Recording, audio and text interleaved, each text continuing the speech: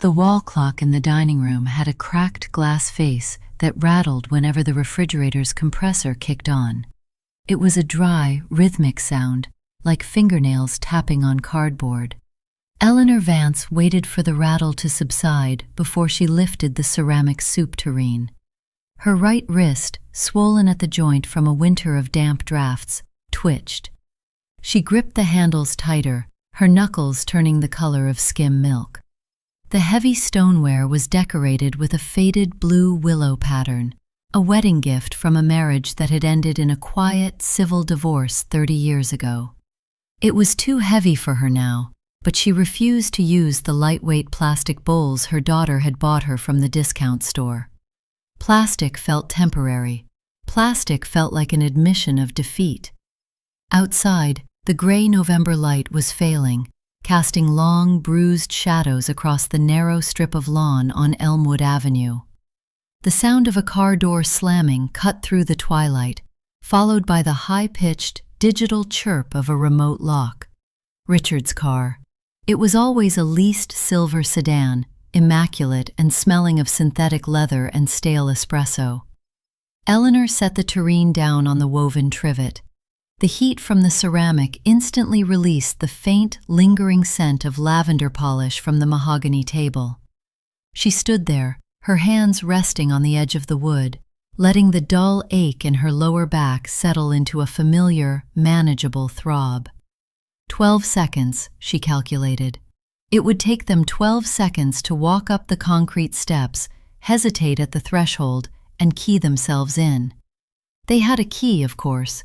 They had insisted on it after her minor slip in the garden 3 months ago, presenting the spare key as an act of filial devotion rather than what it actually was, a quiet transfer of entry rights.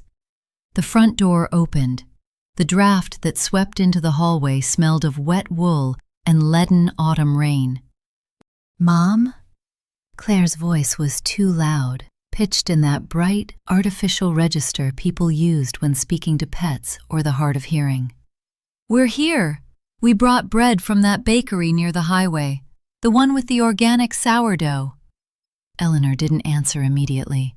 She smoothed the front of her apron, an old cotton one with faded yellow daisies. "In the dining room, Claire," she said, keeping her voice low and even. She didn't shout. Shouting required a lung capacity she preferred to conserve for climbing the stairs later. Richard entered first. He didn't take off his coat, a heavy charcoal overcoat with stiff shoulders. He was already looking at his phone, his thumb flicking across the glass screen with a small, wet clicking sound. "Smells good, Mom," he said without looking up. "Is that the leek soup?" "Potato," Eleanor said. "Right, potato." Richard finally slipped the phone into his pocket, though his hand remained inside, his fingers likely still hovering over the screen. He scanned the room, his eyes lingering on the damp spot on the ceiling near the window transition. His brow furrowed slightly, not with concern for her comfort, but with the quiet calculation of a man estimating repair costs before a listing. "We really need to get that roof checked before the first freeze. I told you, I have a guy." "The roof is fine, Richard," Eleanor said. She pulled out the head chair, its wooden legs scraping against the floorboards with a sharp, dry shriek. Claire came in behind him, carrying a brown paper bag that rustled loudly. Her hair was damp from the mist, clinging to her cheeks in dark, messy tendrils. She looked tired, her shoulders slumped under an oversized cardigan that was missing its bottom button. "Here," Claire said, thrusting the bag toward Eleanor. "It's still a little warm. You should eat it while it's fresh. I told Richard we shouldn't have stopped, but he insisted we needed something hearty." Eleanor looked at the bag. The grease from the butter had already begun to seep through the paper, creating a translucent, dark circle near the bottom. "Thank you," she said. She did not take the bag. She simply pointed to the sideboard. "Set it there, please." Claire blinked, a brief flicker of annoyance crossing her face before she smiled, that tight, patient smile she used when her children refused to finish their vegetables. "Sure, I'll just put it here." She set it down next to Eleanor's small silver tray of unanswered mail. They sat. The silence that followed was heavy, filled only by the sound of Richard's coat rustling as he shifted in his chair. He had finally unbuttoned it, but he hadn't taken it off. It was a gesture of transition, a physical declaration that he was only visiting, that his real life was waiting for him in the running engine of his car. Eleanor ladles the soup. She served Claire first, then Richard, and finally herself. Her hand shook slightly as she passed the second bowl. Claire noticed. Her eyes darted to Eleanor's wrist, then to Richard, a quick, silent exchange of glances that Eleanor saw clearly in the reflection of the glass-fronted china cabinet behind them. "How are the knees today, Mom?" Claire asked, her tone dripping with a soft, performative sympathy. She picked up her spoon and began to stir her soup, though she hadn't tasted it yet. "You're looking a little stiff." "I am 71, Claire," Eleanor said, her voice dry. "I am supposed to be stiff." "Well, yes, but there's normal stiffness and then there's, you know. We worry, don't we, Rich?" Richard swallowed a spoonful of soup. He wiped his mouth with a paper napkin, folding it into a tight, neat square before setting it beside his bowl. "We do, especially with the winter coming. The driveway gets slick, and the oil bill for this place is going to be astronomical this year. The furnace is what, 20 years old?" 24, Eleanor corrected. She took a small sip of her soup. It was perfectly seasoned, but the flavor felt distant, muted by the thick layer of tension in the room. "Exactly," Richard said, leaning forward, his hands joined on the table, his fingers interlaced. It was his professional posture, the one he used when explaining to buyers why a basement dampness wasn't a deal-breaker, just a character feature. 24 years. If that blower goes in January, you're looking at a $5,000 replacement, minimum, and that's if they can get the parts. "I have the savings for repairs," Eleanor said. "Mom, your savings are for your care," Claire interrupted, her voice rising slightly. She reached across the table, her fingers brushing Eleanor's sleeve. The touch was light, but to Eleanor it felt like a weight. "We just want you to be comfortable. We don't want you worrying about pipes freezing or shovelers not showing up. It's too much for one person, especially now." Eleanor did not pull her arm away. That would require an expenditure of energy, a physical display of defense that would only validate their arguments. Instead, she remained perfectly still, letting Claire's fingers rest on her sleeve until Claire, uncomfortable with the lack of resistance, slowly withdrew her hand. "I have lived in this house for 41 years, Eleanor said softly. "The pipes have never frozen." "The climate is changing, Mom," Richard said, his voice smooth, devoid of any real heat. "We're getting harder winters, and honestly, it's not just the house, it's the isolation. Claire and I are working 50 hours a week. We can't keep running over here every time there's a storm or a missed phone call." "I didn't miss a phone call," Eleanor said. "I was in the garden. I left my phone on the kitchen counter." "And you were out there for 3 hours while the phone rang 6 times, Claire said, her voice thinning. "I almost called the police, Eleanor. I thought you were lying on the kitchen floor." She had called her Eleanor. It was a slip, a rare crack in the maternal filial facade. Eleanor looked at her daughter. Claire's eyes were wide, but they weren't wet with fear. They were tight with irritation. It was the anger of someone whose afternoon schedule had been disrupted by an inconvenient anxiety. Richard reached down beside his chair. Eleanor hadn't noticed the slim black leather portfolio he had brought in with him.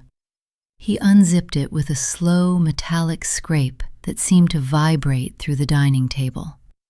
From the folder, he drew a glossy, multi-page brochure.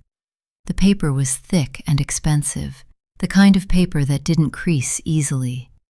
He didn't hand it to her. He simply laid it on the table, sliding it across the polished mahogany until it rested directly beside Eleanor's soup bowl, covering the faded blue pattern of the table mat.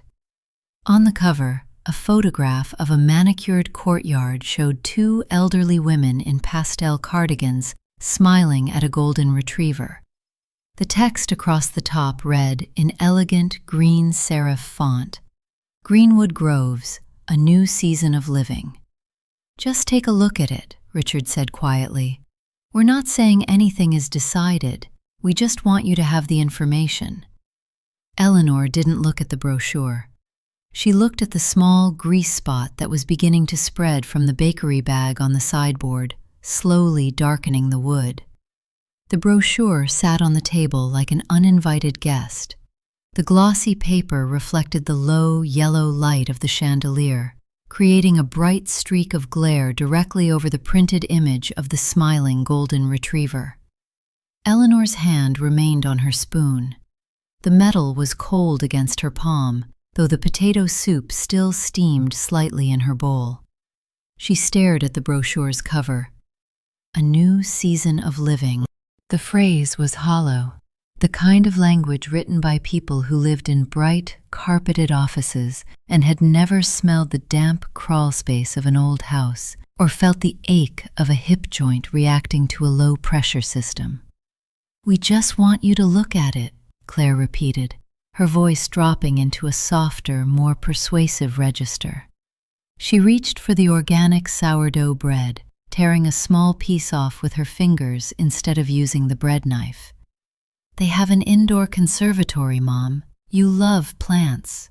You could have your African violets in there, and you wouldn't have to worry about the frost hitting them because the temperature is fully regulated." "And the security," Richard added. He hadn't touched his soup again. His spoon lay perfectly aligned with the edge of his placemat. "The security is top tier. Keycard access only. No one gets in without being logged at the desk. If you were to have another spell like you did in August, there's a pull cord in every room.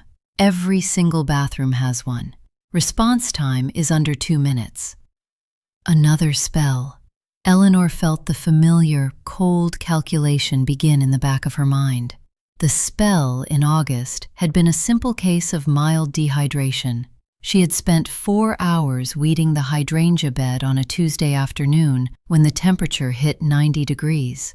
She had felt dizzy, sat down on the grass, and waited for the shade of the maple tree to reach her before she stood back up.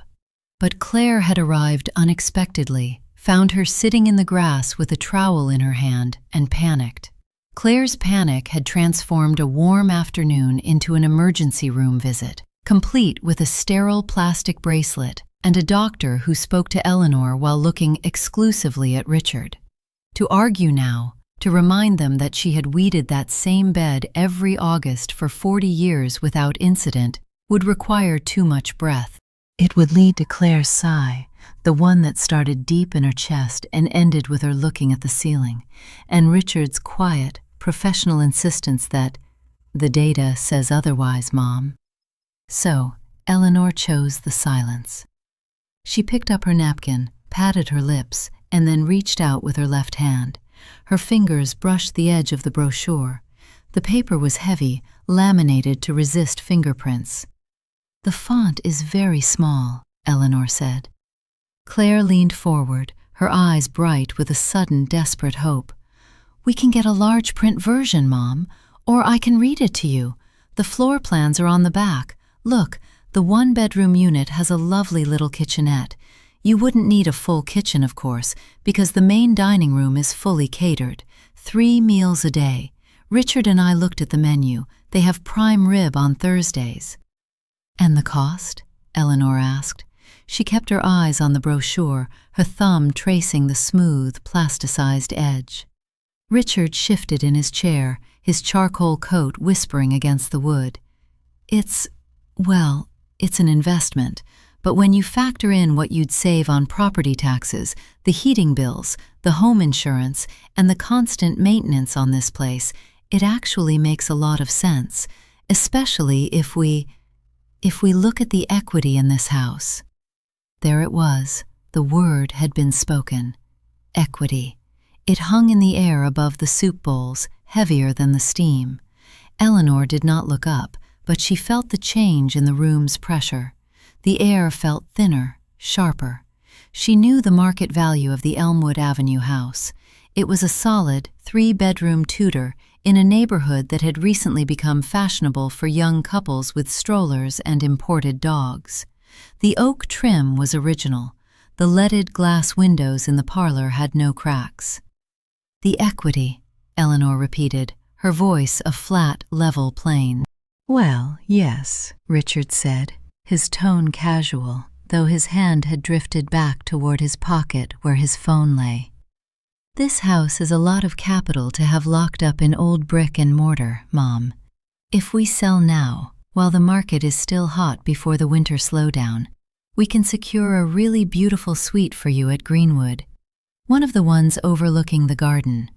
And there'd still be a significant buffer, a safety net, for whatever comes next." For whatever comes next. Eleanor knew what they meant by buffer. They meant the remainder. The portion left over after the monthly fees of the resort had eaten away at her life's work.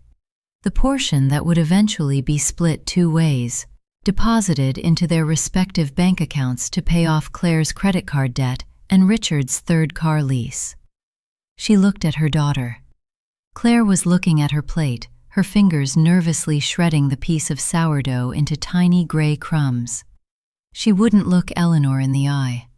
Claire had always been the one who couldn't bear the sight of a needle, the one who walked out of the room when the family dog had to be put down. She wanted the end result, but she wanted someone else to handle the blood. Richard, however, was staring directly at her.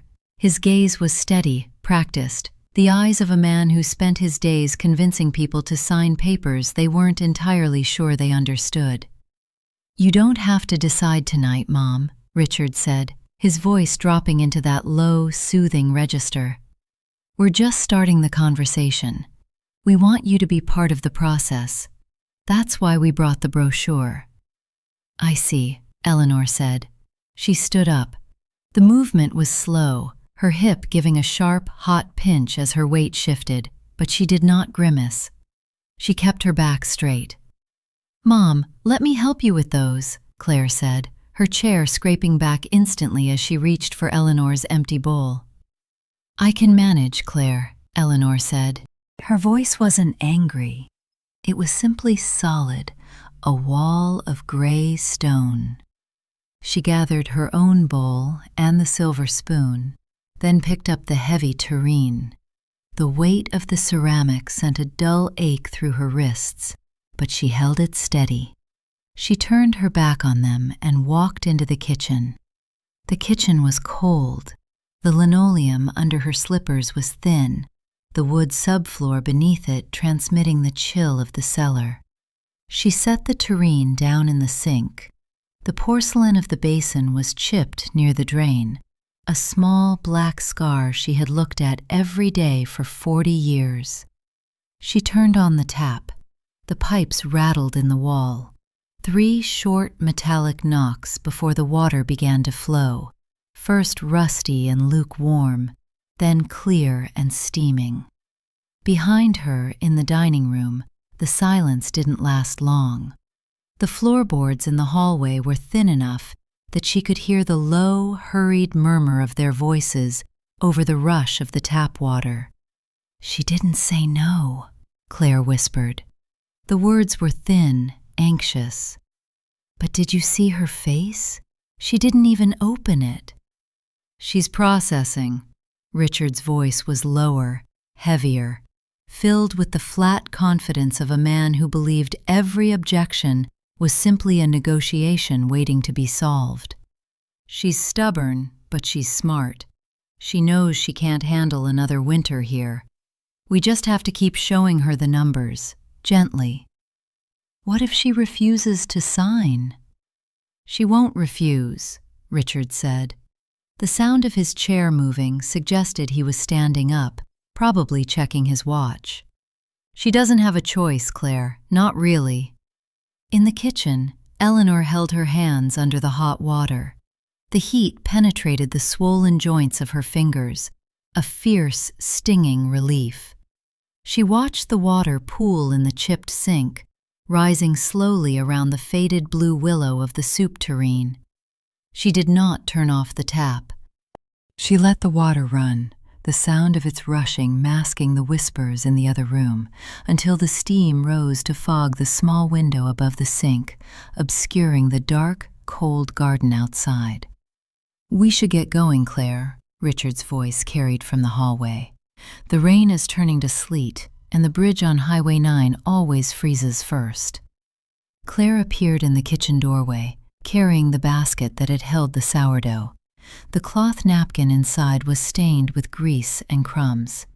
She looked at Eleanor's back, her eyes tracing the slight curve of her mother's spine under the cardigan. "Mom, I'll leave the bread on the counter," Claire said, her voice dropping into that soft, conciliatory tone that always preceded a departure. "And the brochure, I put it on the sideboard, under your magnifying glass, just so it's handy. You don't have to read it all at once. Just look at the pictures of the garden. They have a greenhouse, you know." Eleanor didn't turn around. She kept her hands in the warm water, her fingers scrubbing the rim of a soup bowl with a worn green sponge. "I heard you, Claire. Thank you. Are you sure you don't want us to help you put the soup away?" Claire stepped into the kitchen, her wet boot heels leaving a dark, muddy smear on the yellowed linoleum. "It's a big pot. It'll be heavy to lift into the fridge." "I can manage," Eleanor said. Usually, this was the moment where Eleanor would hand them plastic containers filled with leftovers. She would pack up the remaining soup, the extra bread, perhaps some homemade cookies she had baked earlier in the week, and press them into Claire's hands, worrying that her grandchildren weren't eating enough fresh food. It was a routine they had come to expect, a quiet tax they collected for their weekly visits. But tonight, the glass storage containers remained in the cupboard. The large pot of potato soup sat on the cold stove, its lid slightly askew. Eleanor made no move toward the pantry. She simply kept washing the same bowl over and over until the water began to lose its heat. Claire lingered in the doorway for a 3-beat silence, her hands hovering over the strap of her purse. "Well, all right then. Richard's already in the car. I'll call you on Tuesday or Wednesday, after my shift at the clinic." "Drive carefully," Eleanor said to the tiled wall. The front door clicked shut. A moment later, the heavy thunk of the deadbolt sliding into place echoed through the hallway. Through the small leaded window in the parlor, Eleanor watched the headlights of Richard's silver sedan swing across the front yard, illuminating the bare branches of the hydrangeas like skeletal fingers before turning onto Elmwood Avenue and vanishing into the wet dark. The house fell into a deep, heavy quiet. It was a silence Eleanor knew well, but tonight it felt different. It felt dense, like the air inside a vault. She turned off the tap. The sudden absence of the rushing water made the ticking of the grandfather clock in the hall sound louder, sharper. Tock, tock, tock. It was a dry, plastic sound now, stripped of its old, resonant brass warmth. Eleanor dried her hands on the kitchen towel, folding it precisely over the handle of the oven. Her fingers were stiff, the skin white and wrinkled from the water. She walked slowly back into the dining room. The table was empty except for the single brochure. She stood over it for a long minute. She did not pick it up. Instead, she sat down in the chair she had occupied during dinner. The wood was cold now. She reached out and turned the glossy booklet over. On the back page, in small, pale gray print that required her to squint even under the chandelier, was the fee schedule. Entrance fee, non-refundable, $120,000. Monthly maintenance, level 1 care, $4,800. Monthly maintenance, level 2 care, memory support, $6,200. Eleanor's hand was steady as she pulled her small, black-bound ledger from the drawer of the sideboard. She opened it to the page marked Vance E. Capital. Her pension was small, a legacy of her years as a librarian in the town's school district. Her Social Security was modest. The house was her only real asset. It had been paid off in 1994, the year her father died, and left her enough to clear the remaining mortgage. She took a pencil from her pocket and wrote down the numbers from the brochure. Greenwood Groves, $4,800 per month. Annual, $57,600. If she sold the house for its current market value, which Richard had casually estimated at $450,000 during his last visit, the capital, after taxes and real estate fees, would be roughly $400,000. At $57,600 a year, the house's value would keep her in Greenwood Groves for exactly 7 years. And then? The brochure didn't say what happened when the money ran out. But Eleanor knew. She had seen what happened to Mrs. Gable from down the street. When Mrs. Gable's equity was fully consumed by the resort in the valley, she had been moved from the sunlit garden room with the French doors to a double occupancy room in the wing that smelled of bleach and boiled cabbage, where the nurses only came when the red light on the wall clicked on. She looked at the signature line at the bottom of the informational sheet. It was a blank, white space waiting for her name. Or, if she was deemed incapable, for Richard's. They have already run the math, she realized. Richard didn't want to manage her care. He wanted to liquidate her life before her health failed to the point where the state or a hospital could put a lien on the property. He wanted the transaction clean, quick, and profitable, while she was still compliant enough to sign the deed over. Eleanor closed the ledger. The snap of the leather cover was loud in the empty room. She didn't feel the panic Claire had expected. She didn't feel the tears that Richard had prepared himself to ignore. She felt only a cold, metabolic clarity. She stood up, holding the brochure in her hand. She walked to the small desk in the corner of the room where her sewing supplies and old receipts were kept in neat, labeled tins. She slipped the glossy booklet into a drawer, sliding it beneath a stack of yellowed utility bills from 3 years ago. She did not throw it away. To throw it away would be an act of emotional protest. It would tell them she was angry, which would give them a handle, a way to frame her as unreasonable or difficult. She would let them think she was considering it. She would let them think the water was slowly rising around her ankles until they were sure she had no choice but to reach for their hand. She walked to the hallway, her slippers making no sound on the runner. She reached for the banister, her fingers closing around the smooth, dark oak. The wood was cold, but it was solid. It didn't yield an inch as she put her weight upon it and began her slow, deliberate climb to the dark second floor. The radiator in Eleanor's bedroom began its morning routine at 6:30. It was a violent, clanking performance, 3 sharp metallic raps like an iron hammer striking a pipe, followed by a long, wet hiss that smelled faintly of rusty water and old paint. Eleanor lay still beneath her heavy wool blankets, her eyes fixed on the ceiling. The plaster above her bed had a long, hairline fracture that curved like a river on a map, ending near the light fixture. She had watched that crack for 20 years. It hadn't widened by a millimeter, despite Richard's insistence 3 years ago that the house was settling dangerously. She rolled onto her side.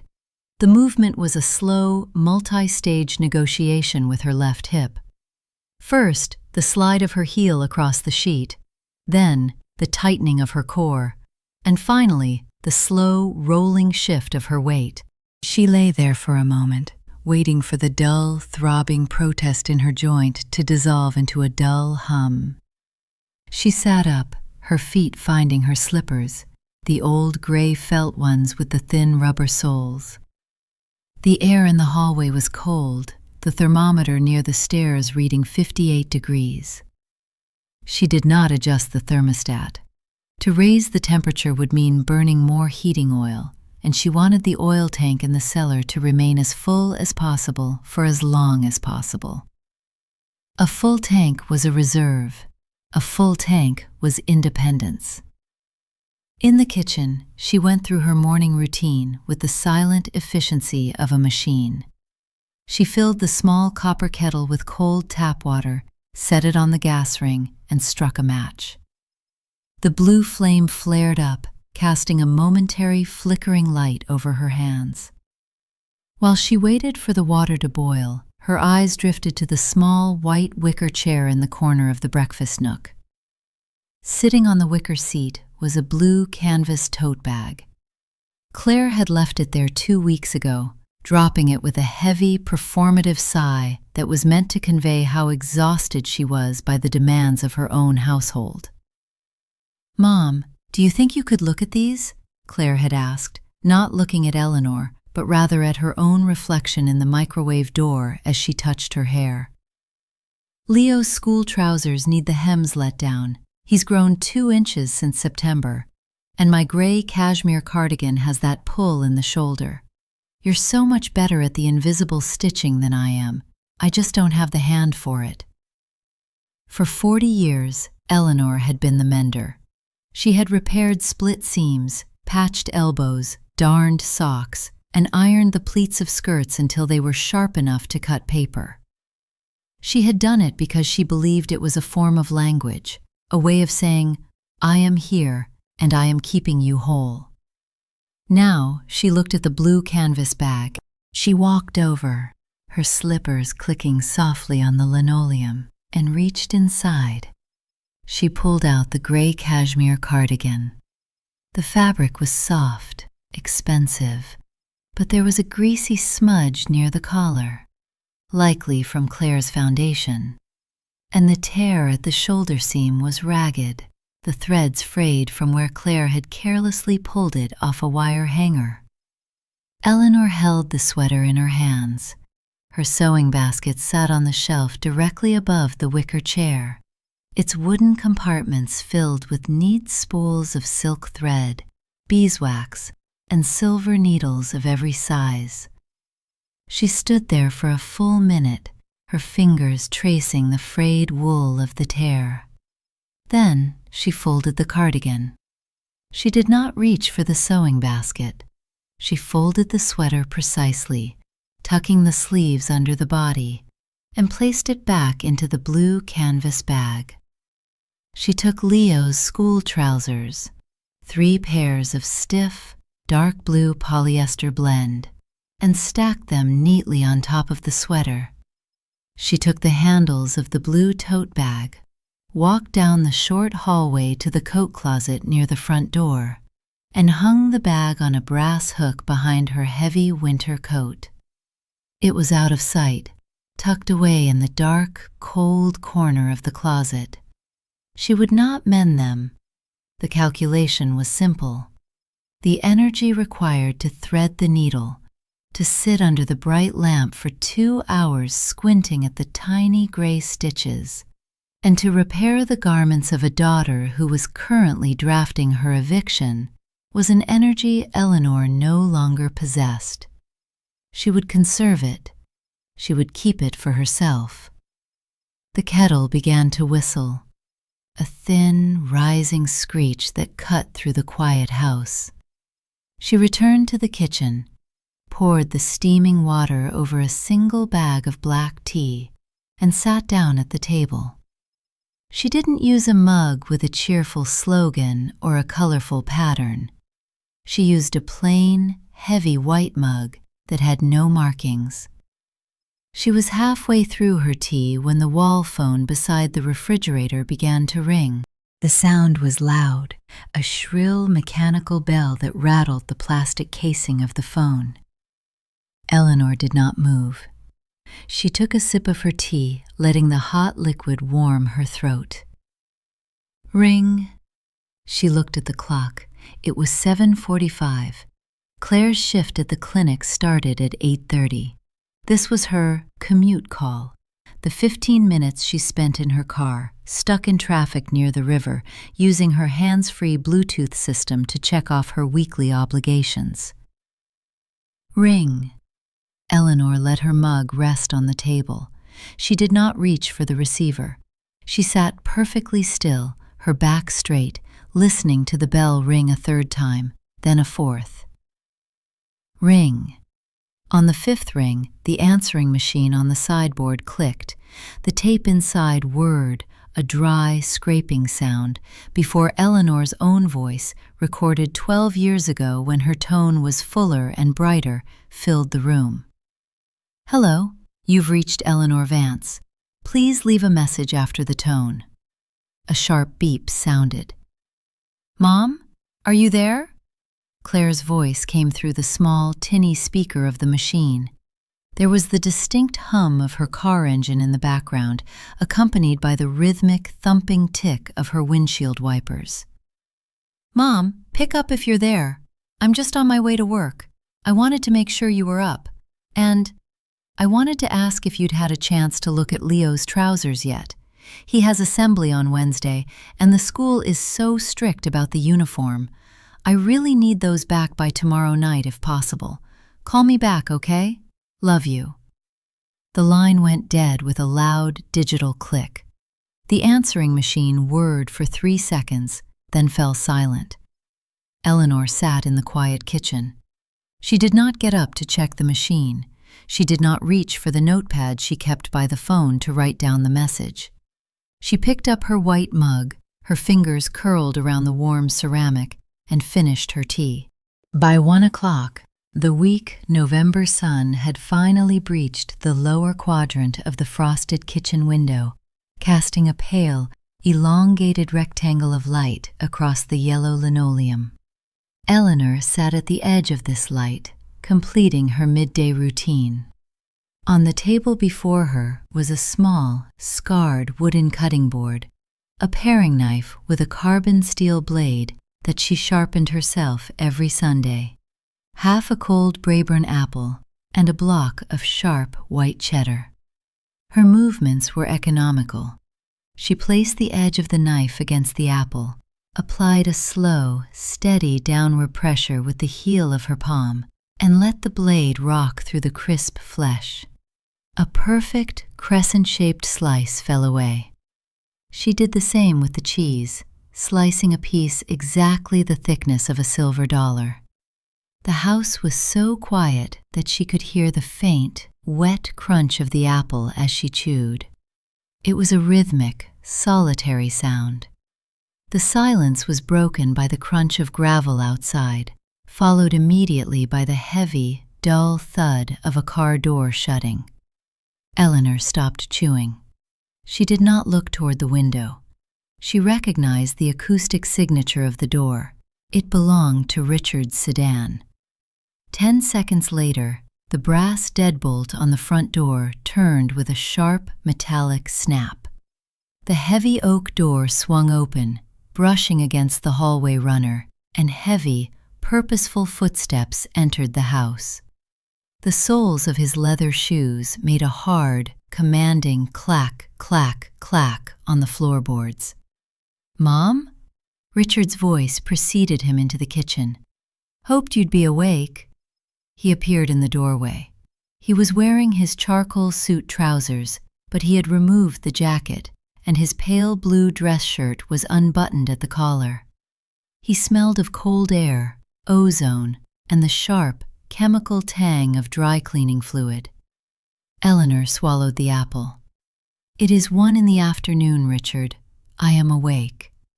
He didn't seem to register the subtle correction. He walked into the kitchen, his eyes scanning the space, bringing with him an agitated, kinetic energy that made the room feel suddenly smaller. In his right hand, he held a rectangular device encased in yellow plastic and black rubber. "I had a showing fall through over on Maple Street," he said, tapping the plastic device against his thigh. "Client got stuck in traffic. Figured I'd use the dead hour to get those measurements for the window inserts. We really need to get those draft excluders ordered before the snow flies. Save you some money on the heating bill." He didn't wait for permission. He walked past her, stopping near the back door. He raised the yellow device, pointed it at the wall, and pressed a button. A tiny, bright red laser dot appeared on the faded floral wallpaper, lingering for a second before a high-pitched electronic beep signaled the measurement was complete. Eleanor watched him. She noted where he aimed the device. He had placed the back of the laser against the baseboard near the door and aimed it at the far wall near the hallway. He was measuring the total length of the room, not the width of the windows. He was calculating the square footage. "So," Richard said, lowering the device and reading the digital screen. He pulled out his phone and typed the number in with his thumb. "Been running around since 8. Crazy market right now. Inventory is so low." He leaned his hip against the counter, directly across from where Eleanor sat. His eyes dropped to the cutting board, to the remaining half of the apple and the block of cheese. He rubbed the flat of his hand against his stomach, a slow, circular motion. "Man, I am starving," he said, giving a short, breathless laugh. "Didn't even have time to grab a coffee this morning. Back-to-back meetings." He looked at the bread box on the counter. Then he looked at Eleanor. The script was deeply ingrained. For 30 years, this exact pantomime had triggered the same response. Eleanor would instantly push her chair back, wipe her hands on her apron, and open the refrigerator. She would pull out the heavy glass jar of Dijon mustard, the sliced roast beef from the deli, the crisp lettuce. She would assemble a plate, pour a fresh glass of iced tea, and set it before him, apologizing that she hadn't known he was coming, or she would have made something hot. Eleanor sat still. She calculated the expenditure. To stand up would cost her the brief, sharp ache in her left hip. To make the sandwich would require 15 minutes of standing, lifting the heavy jars, dirtying another plate, another knife, and scrubbing the counter afterward. She looked at her son. He was 38 years old, healthy, flush with cash, and standing 2 feet away from a refrigerator he had freely opened since he was tall enough to reach the handle. Eleanor picked up her paring knife. She set it against the apple, applied pressure, and cut another thin slice. "You should make sure to eat, Richard," she said, her voice perfectly mild, devoid of any edge. "A low blood sugar affects your focus behind the wheel." She picked up the apple slice and took a bite. Richard blinked. His hand stopped rubbing his stomach. He stared at her, then glanced back at the bread box, as if trying to understand a sudden disruption in the laws of physics. The silence stretched. The compressor in the refrigerator behind him kicked on with a loud, rattling hum, filling the quiet. He shifted his weight, his leather shoes squeaking slightly on the linoleum. The weaponized incompetence had failed to detonate. "Right," he said, clearing his throat. His voice sounded slightly thinner. "Yeah, I'll just grab a drive-through on the way back to the office." "That sounds sensible," Eleanor said. Richard turned his back to her, raising the laser measurer again. He aimed it at the ceiling. Beep. He typed another number into his phone. "Hey, by the way," he said, not turning around, his thumbs moving quickly over the glass screen. "Claire called me right before I got here. She was frantic. She said she left Leo's uniform pants here last week, on the wicker chair in the corner. He has some assembly tomorrow and she needs them." Eleanor turned her head slowly to look at the small, white, wicker chair in the breakfast nook. The sunlight illuminated the woven seat perfectly. There was nothing on it. "The chair is empty, Richard," Eleanor said. Richard glanced over his shoulder, his eyes falling on the bare wicker. He sighed, shaking his head. "Yeah, I see that. She must have left them in her trunk. You know how she gets. Her brain is a complete sieve lately with the hospital shifts. I'll tell her to check her car." He put his phone in his pocket and clipped the yellow measurer to his belt. He walked back toward the hallway, pausing as he passed the dining room. He looked at the polished mahogany table, then at the sideboard where the mail tray sat. His eyes scanned the surface. He was looking for the thick, glossy paper of the Greenwood Groves brochure. "I see you moved the brochure," Richard said. He turned to face her, leaning against the doorframe. There was a faint, satisfied looseness in his posture now, a subtle relaxation of his shoulders. "I put it away," Eleanor said. She began to wrap the remaining block of cheese in a piece of wax paper, folding the edges with precise, sharp creases. "Did you read it?" "I looked at the numbers," she answered truthfully. Richard smiled. It was his closing smile, the one he used when a client finally stopped arguing about the asking price. It was a smile completely devoid of warmth, built entirely on the mechanics of victory. "Good," he said softly. "I'm glad, Mom. We can talk about the numbers this weekend. It's very manageable, you'll see." He didn't wait for her to reply. He turned and walked down the hallway. The front door opened and shut with a heavy thud, and the deadbolt clicked into place. The silver sedan started in the driveway, the tires crunching over the gravel as he backed out. Eleanor finished wrapping the cheese. She stood up, feeling the familiar twinge in her hip, and walked to the refrigerator. She did not feel sadness at his departure. She did not feel anger at his attempt to map her house for a quick sale. She felt only a cold, stabilizing equilibrium. He had measured the walls, but she was the one auditing the foundation.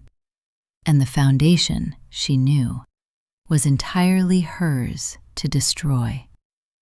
The smell of hospital soap, harsh, clinical, with an undercurrent of synthetic pine, always preceded Claire into a room. It was a scent that clung to her skin and her hair long after her shift at the outpatient clinic had ended, a reminder of the fluorescent-lit corridors and vinyl floors she navigated daily.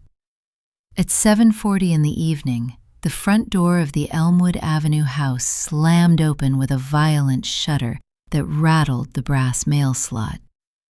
"Mom, I'm coming in!" Claire's voice was strained, thick with the ragged exhaustion of a 12-hour shift. Eleanor was sitting in the parlor. She had not turned on the overhead lights, preferring the soft, amber glow of the single brass reading lamp beside her wingback chair. On her lap was a small wooden darning egg, its polished maple surface worn flat and dark from decades of contact with wool. She wasn't mending. She was simply holding it, her thumb tracing the smooth curve of the wood. Claire marched into the parlor. She hadn't taken off her winter coat, a dark green quilted parka that looked too large for her. Beneath it, her blue nursing scrubs were wrinkled, the hem of one leg dragging slightly on the carpet. She carried a heavy canvas tote bag that she dropped onto the floor with a dull, wet thud. "Richard said they weren't on the chair," Claire said, without greeting her, her eyes scanning the dim room. "But he's blind. He doesn't look. He just glances. I know I brought them in, Mom. I had them in the same bag as the sourdough." Eleanor didn't move the darning egg from her lap. "The chair was empty, Claire." "It couldn't have been empty," Claire said, her voice rising in pitch as she walked past Eleanor and into the kitchen. The heels of her clogs clicked aggressively against the wood floor, a sharp contrast to Eleanor's quiet, muffled slippers. I remember putting them there. I stood right by the fridge, and I set them down. If they're not on the chair, where did you put them? From the kitchen came the sound of cabinet doors opening and closing, not gently. Claire was searching with the frantic, chaotic energy of someone who had lost control of her day 3 hours ago and was now trying to claw it back through sheer volume. "Did you put them in the pantry?" Claire called out, the rustle of cereal boxes and pasta packages drifting into the parlor. "Or the broom closet? Sometimes you put things in the strangest places lately, Mom, like the time I found the car keys in the butter dish." The incident with the car keys had happened once, 4 years ago, when Eleanor had been distracted by a sudden phone call about a broken water main. But in Claire's memory, it had become a permanent trait, a recurring symptom of a mind slowly turning to gray water. Eleanor sat in the warm circle of the lamp's light. She heard Claire opening the drawer where the clean dish towels were kept, then the drawer with the silver. 32 seconds, Eleanor calculated. It would take Claire 32 seconds of fruitless searching before she returned to the parlor. Her frustration shifted from the lost trousers to Eleanor's refusal to help her find them. "I don't have time for this," Claire muttered as she came back into the room. Her face was flushed, a smudge of dark pen ink visible on her thumb. She stopped in front of Eleanor's chair, her hands planted on her hips. "Mom, Leo's assembly is tomorrow morning at 8. He's supposed to lead the pledge. He has to have those navy trousers. I don't have another pair that fits him, and the store is closed." Eleanor looked up from the wooden egg. She met her daughter's eyes, noting the fine red veins of exhaustion in Claire's sclera. The way her lower lip trembled slightly with a mix of self-pity and anger. "I told Richard the chair was empty," Eleanor repeated, her voice a calm, low hum. "And I told you the same." "Are you sure you didn't just forget?" Claire asked, her tone softening into that patronizing, clinical gentleness that made Eleanor's chest tighten. "It's okay if you did, Mom, really. But you have to tell me. Did you wash them? Are they in the basement?" "The basement is cold," Eleanor said. "I haven't been down there today." Claire let out a long, shuddering sigh. She looked around the parlor, her eyes lingering on the closed door of the hallway closet. For a second, Eleanor's thumb stopped its circular motion on the darning egg. The blue canvas bag hung exactly 3 feet inside that closet door, hidden behind Eleanor's heavy wool winter coat. Claire took a step toward the hallway, then stopped. She looked at her phone, which had begun to buzz in her pocket with a dry, vibrating rattle. She pulled it out, looked at the screen, and groaned. "It's David," she said, her voice dropping into a flat, dead register. "He's at the grocery store. He doesn't know what kind of milk to buy. I swear to God, if I have to explain the difference between whole milk and 2% one more time, I'm going to lose my mind." She didn't answer the phone. She let it vibrate in her hand, the screen casting a cold blue light over her tired face. "This is exactly what Richard was talking about," Claire said, looking back at Eleanor with a sudden, sharp intensity. "This house is just, it's too much.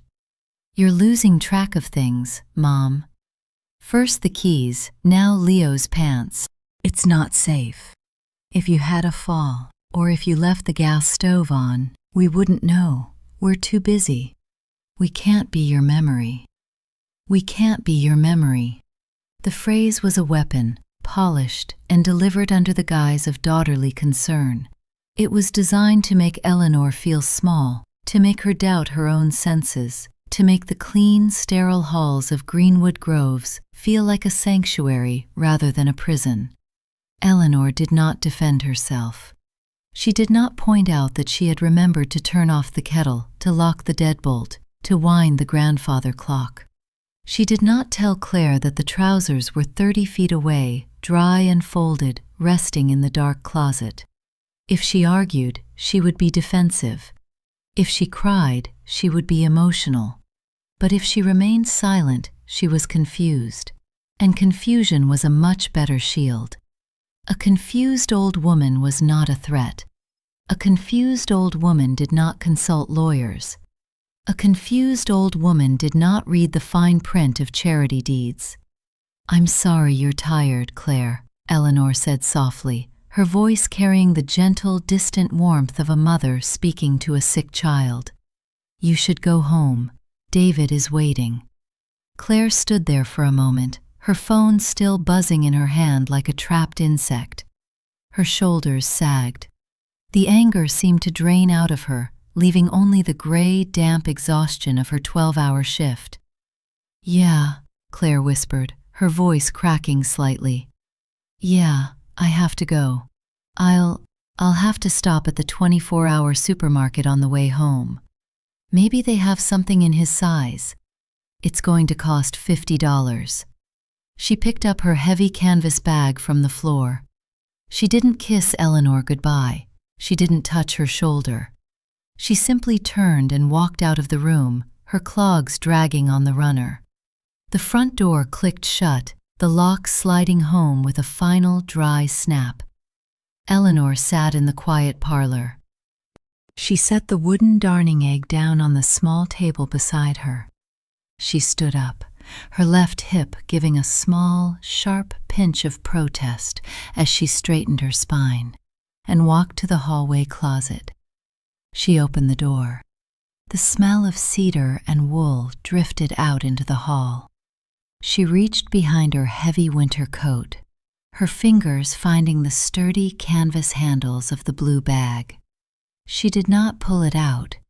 She simply touched the fabric, confirming its presence in the dark, before closing the door and turning key in the lock. Tuesday morning arrived with a thin, freezing mist that rolled off the river and hung in the hollows of the backyard. The grass was silver with rime, each blade frozen stiff and fragile. In the parlor, the grandfather clock struck 8 with a dull, heavy chime that seemed to struggle against the cold damp of the room. Eleanor sat at her writing desk, a small mahogany secretary that had belonged to her grandmother. It stood in the corner of the room, positioned so she could look out the side window toward the driveway while remaining invisible from the street. Her fingers were slow to warm, but she did not turn on the electric space heater. Instead, she reached beneath the collar of her flannel shirt and pulled out a thin silver chain. Suspended from it was a small, flat brass key. She inserted the key into the lock of the secretary's bottom drawer.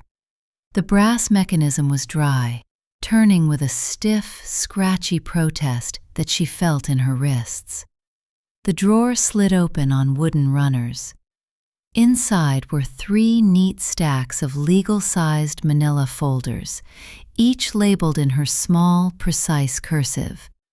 Unlike Claire's chaotic kitchen drawers or Richard's digital folders that could vanish with a corrupted hard drive, Eleanor's life was documented in ink and heavy bond paper. She pulled out the folder labeled Property, Deed and Title. The document inside was dated June 14, 1985. The paper was thick, with a textured, cotton-rich feel that had gone out of common use decades ago. The ink was a dark, fading blue, and at the bottom left was the raised, circular seal of the County Registrar of Deeds, its paper teeth still sharp to the touch. Eleanor Vance, sole owner.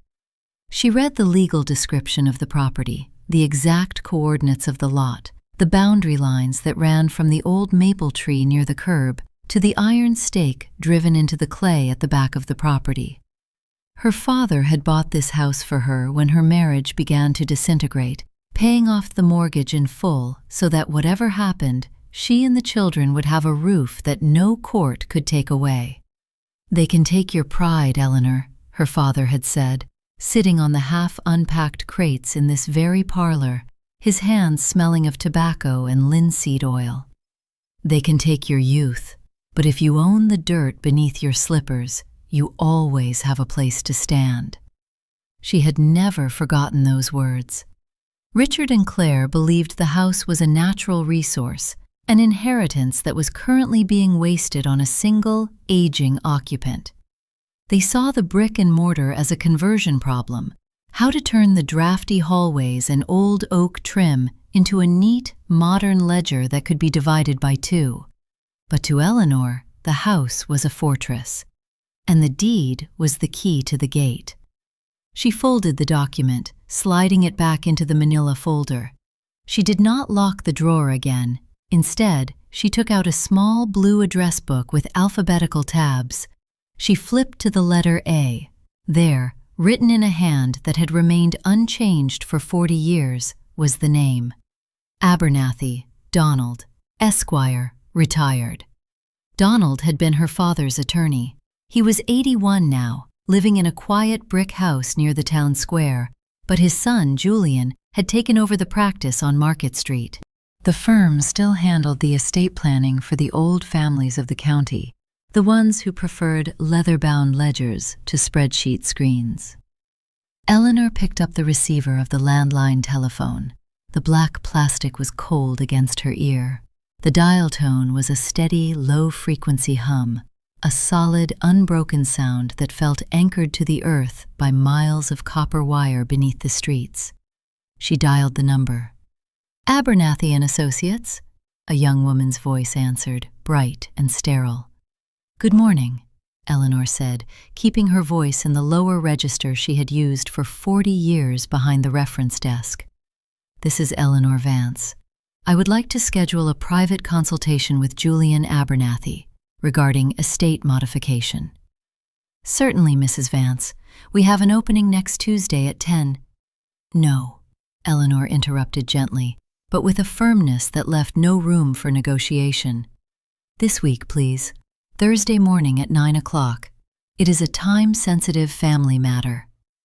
There was a brief pause on the other end, the sound of keys clicking as the secretary checked the digital schedule. "We can squeeze you in at 9 on Thursday, Mrs. Vance, for an hour. Will your son be joining you?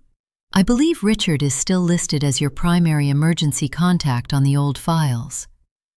"No," Eleanor said, her eyes fixed on the silver frost on the lawn outside. "This is a private consultation. Richard is not to be notified." "Understood. We will see you Thursday at 9. Eleanor hung up the receiver. She let her hand rest on the black plastic, her palm absorbing the coldness of the device. The phone rang almost immediately, the sharp mechanical bell making her hand jump. She waited for 2 rings before she lifted the receiver again. "Hello? Mom?" Claire's voice was wet, thick with tears, and accompanied by the loud, rhythmic thudding of her windshield wipers. "Mom, you won't believe the morning I've had. I'm sitting in the school parking lot right now, and I'm shaking." Eleanor sat back in her chair. "What happened, Claire?" "Leo's assembly," Claire sobbed, the sound muffled by what was likely a damp tissue. "I had to go to the grocery store at 10 last night, and they didn't have anything in his size. Nothing. I had to buy these awful, cheap polyester pants that were 3 inches too short. He looked ridiculous, Mom, like he was wearing capris. And when he went up to lead the pledge, the other kids in the front row started giggling." Eleanor listened. She did not offer a word of comfort. She did not say, "I'm sorry." She simply let the silence hang, a heavy, neutral space. "And Mrs. Henderson, you know, the principal's wife, she looked at me at the door and asked if I'd been working too many double shifts lately," Claire continued, her voice rising in a mix of humiliation and anger. "She said it in that fake, sweet way she has. I was so embarrassed.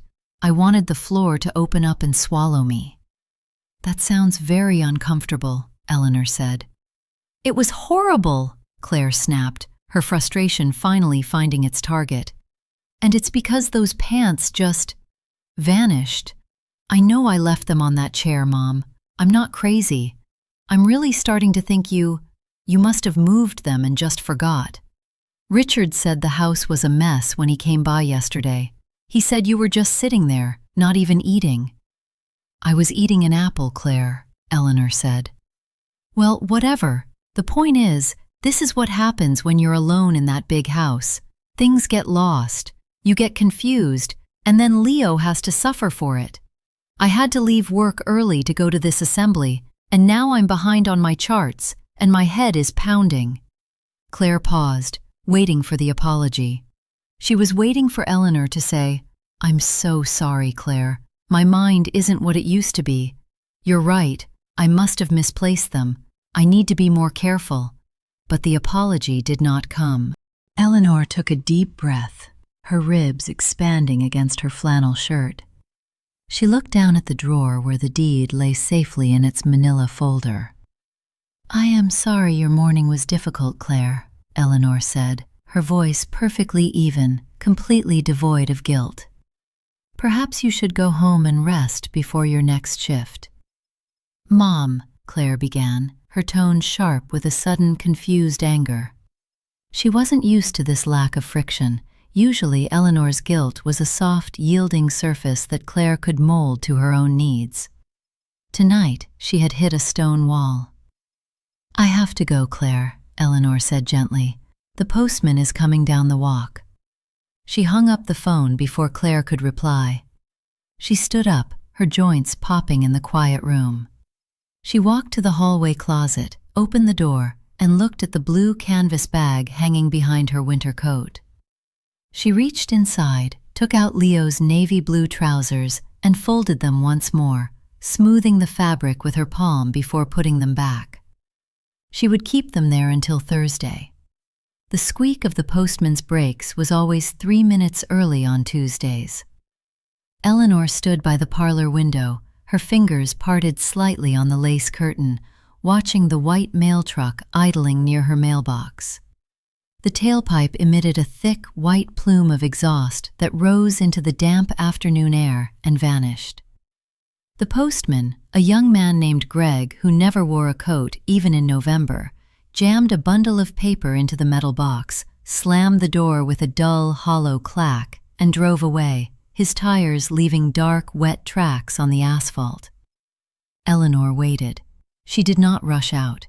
To rush out would show a lack of composure, an eagerness that would be noticed by Mrs. Gable's daughter, who was currently unloading groceries from her car across the street. She waited 5 minutes until the radiator in the hall had finished its latest rattling sigh before she took her wool shawl from the hook and stepped onto the porch. The cold was sharp, smelling of dead leaves and wet asphalt.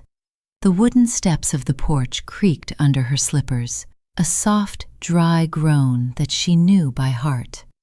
She retrieved the mail and walked back inside, closing the heavy oak door against the draft. At the kitchen table, under the pale light of the single fluorescent bulb, she sorted the envelopes. There were 3 items. The first was the electric bill. It was printed on thin, blue-tinted paper. She checked the usage graph on the back. Her consumption was down 12% compared to the same month last year, the result of her keeping the thermostat at 58 and using only the single brass lamp in the evenings. She noted the number in her small black ledger. The second item was a glossy, oversized postcard from Greenwood Groves. This one didn't show a garden. It showed a private dining room with white tablecloths and a sparkling chandelier. "Experience the luxury of true peace of mind," the text read. It was addressed to her, but the postage mark had a tracking code that Eleanor recognized. Richard had likely entered her name into their digital marketing registry during his tour. The third item was a flyer from a local landscaping service. It was a cheap, yellow sheet of paper, photocopied so many times the text was slightly blurred. "Don't let the leaves bury your value," it screamed in bold letters. Fall cleanup packages starting at $99. We haul away the mess. Eleanor looked at the flyer. She looked out the kitchen window at her backyard. The old maple tree had dropped nearly all its leaves over the weekend. They lay in a thick, wet, golden carpet across the small lawn, turning gray and sodden in the mist. To Richard, those leaves were a hazard, a physical proof of her inability to maintain the property, a point he would undoubtedly raise during his next walkthrough. The phone beside the refrigerator rang. It was 3:30. This was Richard's mid-afternoon gap, the 20 minutes between his afternoon showings and his drive back to the office to file contracts. Eleanor picked up the receiver on the third ring. "Hello?" "Mom," Richard said. He was in his car. She could hear the faint, hollow hum of the highway and the clicking of his turn signal. "I just got off the phone with Claire. She was in a real state. She said she had a terrible morning with Leo's assembly." "She told me," Eleanor said. "Yeah, well, she's stressed, Mom. We're both stressed. But honestly, this trouser thing, it's just another sign." He paused, his turn signal clicking off with a soft, digital snap. "We're really worried about your cognitive workload. Running a house like that, it's a lot of moving parts. It's the bills, the maintenance, the yard. It's easy for things to slip through the cracks when you're doing it all alone." Eleanor let her eyes rest on the yellow landscaping flyer on her table. "I am not doing it all alone, Richard. The house is small." "It's not about the size, Mom. It's about the burden," he said, his voice dropping into his professional, reassuring register, the tone he used when explaining why a buyer's loan had been rejected. "We need to look at this objectively. We need to simplify your life before a real crisis happens. Claire and I, we can't keep managing these emergencies. It's not sustainable." Emergencies. He was referring to a pair of boys' trousers that had been misplaced due to Claire's own frantic disorganization. But in his narrative, it was already logged as a crisis caused by Eleanor's failing mind. He was building his case, block by block, using Claire's frustration as the mortar. "I see," Eleanor said. "Look, I'm coming over this Sunday," Richard said, his tone turning brisk, businesslike. "I think we should do a walkthrough, just a quiet one. I want to start cataloging some of the larger pieces of furniture. The dining table, the sideboard, the cabinets. We need to decide what we're going to keep, what we can sell, and what we'll need to donate.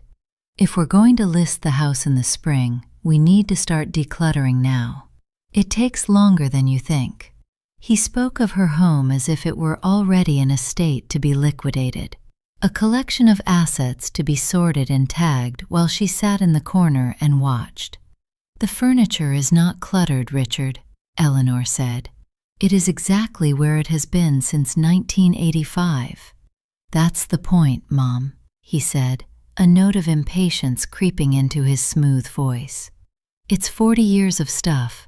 Buyers today don't want heavy mahogany. They want clean, open spaces. We'll need to stage the house before the photographers come. I have a stager I use for all my listings. She's great. She'll bring in some modern, neutral pieces." Neutral pieces. He wanted to erase her.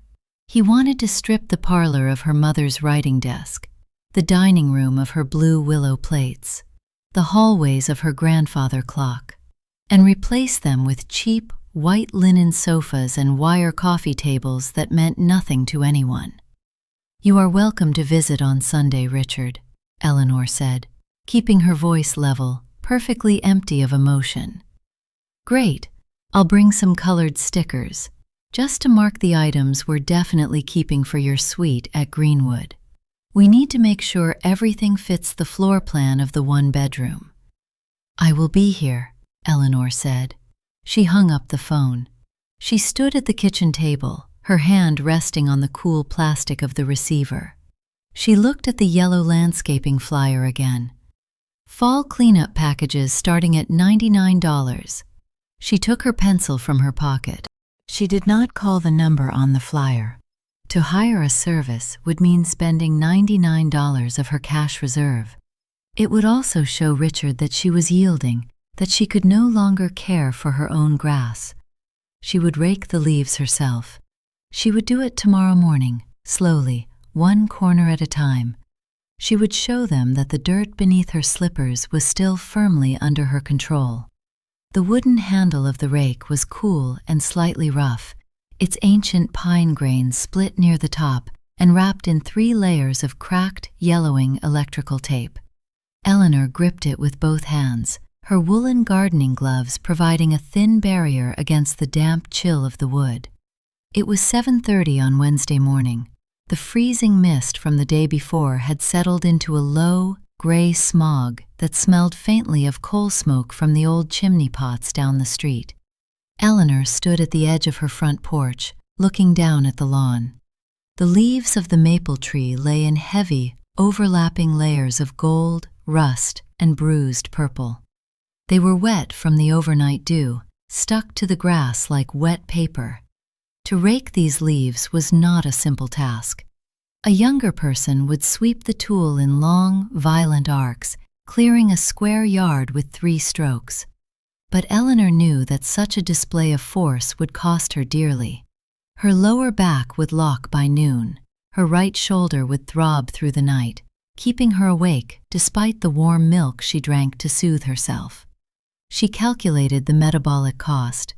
She would use short, deliberate 6-inch pulls. She would work in a grid, starting from the concrete walkway and moving outward toward the wire fence. She would rest her weight on her left leg, using her hips to generate the motion rather than her back. Pull, pull, pull. The iron teeth of the rake made a sharp, rhythmic shuck, shuck, shuck against the wet grass. The sound was clean, cutting through the quiet morning. With each pull, a small, dark mound of leaves accumulated at her feet, releasing the sharp, peppery smell of autumn decay. She had been working for 20 minutes, her breath rising in thin, rhythmic puffs of steam, when the loud plastic rattle of a trash can echoed from the driveway next door. Evelyn, Mrs. Gable's daughter, was dragging her green recycling bin to the curb. She was wearing a pink fleece bathrobe over her pajamas, her leather slippers scuffing against the damp asphalt. She stopped at the edge of her driveway, her eyes instantly falling on Eleanor. Evelyn hesitated, then walked slowly toward the low wire fence that separated their properties. Her face was pinched with the cold, her arms crossed tightly over her chest. "You're out early, Eleanor," Evelyn said, her voice carrying that soft, cautious tone people reserved for the fragile or the recently bereaved. "Isn't that a bit much for your back? The leaves are so heavy when they're wet." Eleanor did not stop her rhythm immediately. She completed 3 more short, precise pulls, gathering the pile before she stood upright, resting her hands on the top of the pine handle.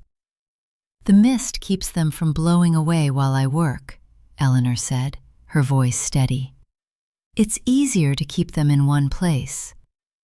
Evelyn smiled, but it was a tight, pitying expression that didn't reach her eyes. She looked at the neat grid of cleared grass Eleanor had already completed, then at the heavy black contractor bags resting by the porch. "Well, you're certainly doing a wonderful job," Evelyn said, her voice dropping into a lower, more confidential register. "But you know, Richard stopped by my office yesterday to drop off those tax documents for my mother's estate. He mentioned you were looking at some options." Eleanor's grip on the pine handle did not tighten, but she felt a cold, sharp stillness settle behind her ribs. "Did he?" Eleanor asked. "Yes," Evelyn nodded, leaning her hip against the wooden fence post. "He said you were thinking about Greenwood Groves. He wanted to know how my aunt liked it there. I told him she's very happy. They have a lovely little bus that takes them to the pharmacy on Wednesdays, and she doesn't have to worry about the snow shoveling anymore. It's such a relief for the family, Eleanor. Really. An old house like this, it's just a constant worry. A constant worry. The phrase was identical to the one Richard had used on the phone. It was the language of the consensus. Richard wasn't just planning her removal in private, he was social-proofing it. He was seeding the neighborhood with the narrative of her inevitable decline, ensuring that when the for sale sign finally went up on the lawn, the neighbors would nod and say, "It was for the best. She just couldn't keep up." "Your aunt was always very fond of the bus," Eleanor said, her voice mild. Evelyn blinked, unsure if the comment was a slight or a simple observation. She shifted her weight, her slippers damp from the frozen grass near the fence. "Well, yes, but it's the safety, really. That's what matters. Richard said you'd had some trouble in the yard this summer. It's just not safe for you to be out here alone when the ice comes." The trouble in the yard. The August afternoon under the maple tree had now become a neighborhood warning, a piece of gossip Richard was using to justify his real estate timeline. "The lawn is very level, Evelyn," Eleanor said, looking directly into the younger woman's eyes. Her gaze was calm, unblinking, and entirely devoid of the confusion Evelyn had been primed to expect. "I have never found it difficult to stand on." Evelyn's smile faltered. She pulled her pink fleece robe tighter around her shoulders, suddenly looking uncomfortable under the weight of Eleanor's steady, level stare. "Well, of course," Evelyn muttered, taking a step back toward her driveway. We want you to be safe, Eleanor, that's all. I'll let you get back to your work. Don't overdo it." "Have a good day, Evelyn," Eleanor said. She did not watch Evelyn walk back to her house. She turned back to her grid. Pull, pull, pull. She worked for another 45 minutes, her movements perfectly paced, her breathing deep and even. By 9 o'clock, the entire front lawn was clear. Not a single gold or purple leaf remained on the green grass. 6 heavy black contractor bags stood in a neat, straight line near the curb, their plastic tops tied in precise double knots. They looked like dark, silent sentinels guarding the property line. When Richard drove by on his Sunday walk-through, he would find no evidence of neglect. He would find no clutter in the yard to photograph for his listings. He would find only an immaculate, empty lawn that defied his narrative of her decay. Eleanor carried the rake back to the garage. She hung it on its designated nail, her hands trembling slightly from the physical strain, but her heart beating with a cold, solid strength. She walked back to the house, locked the heavy garage door, and went inside. Tomorrow was Thursday. Tomorrow was 9 o'clock. She walked into the parlor, sat at her writing desk, and pulled her black-bound ledger toward her. She took her pencil and drew a neat, horizontal line beneath the numbers she had calculated the night before. She was ready. The kitchen smelled of boiled vinegar and linseed oil. It was 8 o'clock on Wednesday evening, and the wind outside had risen, catching the loose sash of the pantry window and vibrating it against the frame with a dry, hollow rattle. Eleanor sat at the kitchen table, a newspaper spread over the yellow linoleum to protect it from the black wax. In her left hand, she held her black leather Oxford shoes, the sensible, thick-soled ones she had purchased for her final year at the library. The leather was supple, but the toes had grown dull and gray from the damp gravel of the driveway. With her right hand, she dipped a stiff horsehair brush into the small, round tin of shoe polish. The scent was immediate, heavy, oily, and sharp with turpentine, a smell that belonged to her father's generation. She applied the wax in small, tight circles, her swollen knuckles protesting the repetitive pressure. Apply, buff, wait. She did not rush the process. A proper polish required 3 thin coats, not one thick smear that would crack at the creases when she walked. She needed these shoes to be pristine for Thursday morning. In the bedroom upstairs, her outfit for 9 o'clock lay on the bed. She had selected her navy wool coat, the heavy one she had bought in 1992 for a conference in Chicago. It had real pewter buttons, stitched with double-ply linen thread, and a structured shoulder that resisted slouching. When she wore it, she did not look like an old woman who slipped in her garden or misplaced her grandson's trousers. She looked like a woman who had managed the acquisition budgets for 3 municipal libraries and who knew exactly how to audit a contract. The phone beside the refrigerator rang, its mechanical bell cutting through the rhythmic hum of her brush. Ring.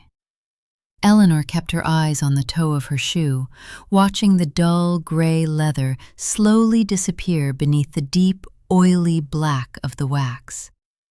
Ring. She did not reach for the receiver. Ring. On the 4th ring, the answering machine on the sideboard clicked and whirred. "Mom? It's Claire."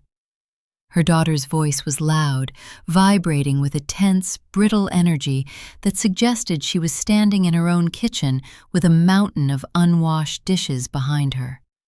In the background, the television was blaring a cartoon, and her son Leo was whining about his homework. "Look, I'm just calling to let you know that Richard and I are both coming on Sunday," Claire said, her words coming in a fast, aggressive tumble. "Not just Richard. We talked about it this afternoon. We need to have a serious sit-down, Mom. We can't keep doing this back and forth. It's taking too much out of us, and honestly, the stress is getting to be too much for you too. Richard is going to bring his laptop, and we're going to go over the utility bills. Just make sure you have the folder with the gas and electric statements on the table. We need to look at the actual numbers. I'll see you Sunday at 12. Don't make a big lunch. We're just going to have tea." The line went dead with a sharp, heavy click. The machine whirred for 3 seconds, then fell silent. Eleanor did not look at the sideboard. She picked up a soft flannel cloth, wrapped it tightly around her index and middle fingers, and began to buff the toe of her shoe. Sunday at 12. They had coordinated. The walk-through Richard had planned was no longer a solo effort. It was a joint assault. They had decided that Sunday would be the day they forced her hand, using her forgetfulness about the trousers and her confusion about the yard as the leverage to make her sign the listing agreement. They were bringing a laptop. They were bringing actual numbers. They thought they were the architects of this transition. They thought they had identified her weaknesses and had prepared a trap she could not escape because she was too old, too tired, and too isolated to fight back. But Sunday was 4 days away, and Thursday was tomorrow. Eleanor held the polished shoe up to the light of the fluorescent bulb. The black leather gleamed, reflecting a tiny, bright bead of white light on the toe. There was no dust. There were no smudges. She set the shoe down and picked up the second one, dipping her brush back into the black wax. Her mind was perfectly calm, her internal calculator working with a cold, dry efficiency. She knew exactly what Julian Abernathy would ask for tomorrow. He would want her tax receipts, her bank statements, her original deed, and her identification. All of those documents were already resting in her black leather handbag on the parlor table, packed in neat, labeled envelopes. She would let Richard bring his laptop on Sunday. She would let Claire look at the utility bills. She would let them sit at her mahogany table and present their plans for the one-bedroom suite overlooking the garden. She would let them believe they were winning, right up until the moment the gate closed behind them. She finished the second shoe, her fingers steady, her breathing deep and even in the quiet kitchen.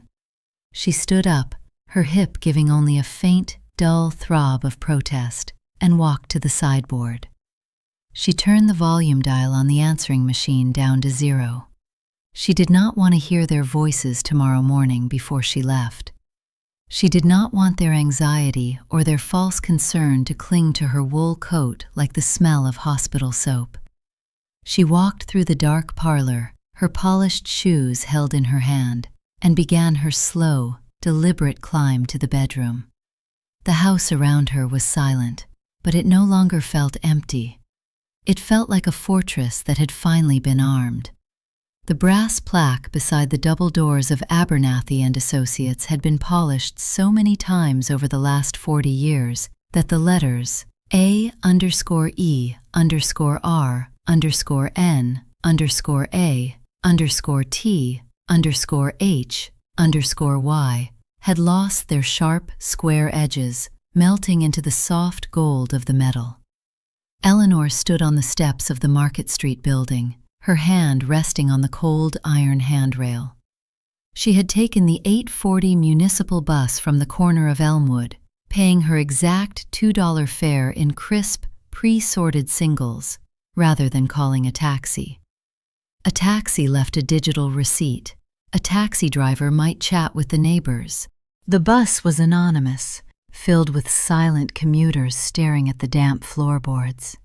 She smoothed the front of her navy wool coat, adjusted the strap of her black leather handbag, and pressed her thumb against the heavy brass door handle. The air inside the lobby smelled of damp wool, steam radiator heat, and the faint, sweet scent of almond oil used to clean the dark walnut wainscoting. It was a smell that hadn't changed since 1978, the year her father had brought her here to draft her first will. "Mrs. Vance," the receptionist said, looking up from a heavy oak desk that was completely free of the modern plastic clutter Eleanor saw in her children's offices. "Julian is just finishing a phone call. Can I get you some tea or water?" "Water is fine, Clara, thank you," Eleanor said. She sat in one of the high-backed green leather armchairs against the wall. The leather was cracked, showing the pale, fibrous backing beneath the green dye, in the places where decades of clients had rested their elbows. Above her, a pendulum wall clock ticked with a deep, wooden clack-clack that felt slower and more deliberate than the sharp rattle of the kitchen clock on Elmwood Avenue. 5 minutes later, a door at the end of the short hallway opened. Julian Abernathy was 48, but he carried himself with the same dry, unhurried posture as his father, Donald. He wore a gray tweed jacket that had leather patches on the elbows, and his spectacles hung from a black cord around his neck. "Eleanor," Julian said, stepping forward and extending a hand. His grip was warm and dry. "It's good to see you. It's been too long. How is the hip holding up?" "It responds to the weather, Julian, but it behaves when I require it to," Eleanor said, keeping her voice low and steady. "Please come in." Julian's office was lined with dark wood shelves packed with buckram-bound legal volumes, their gold leaf spines fading into shades of tan and brown.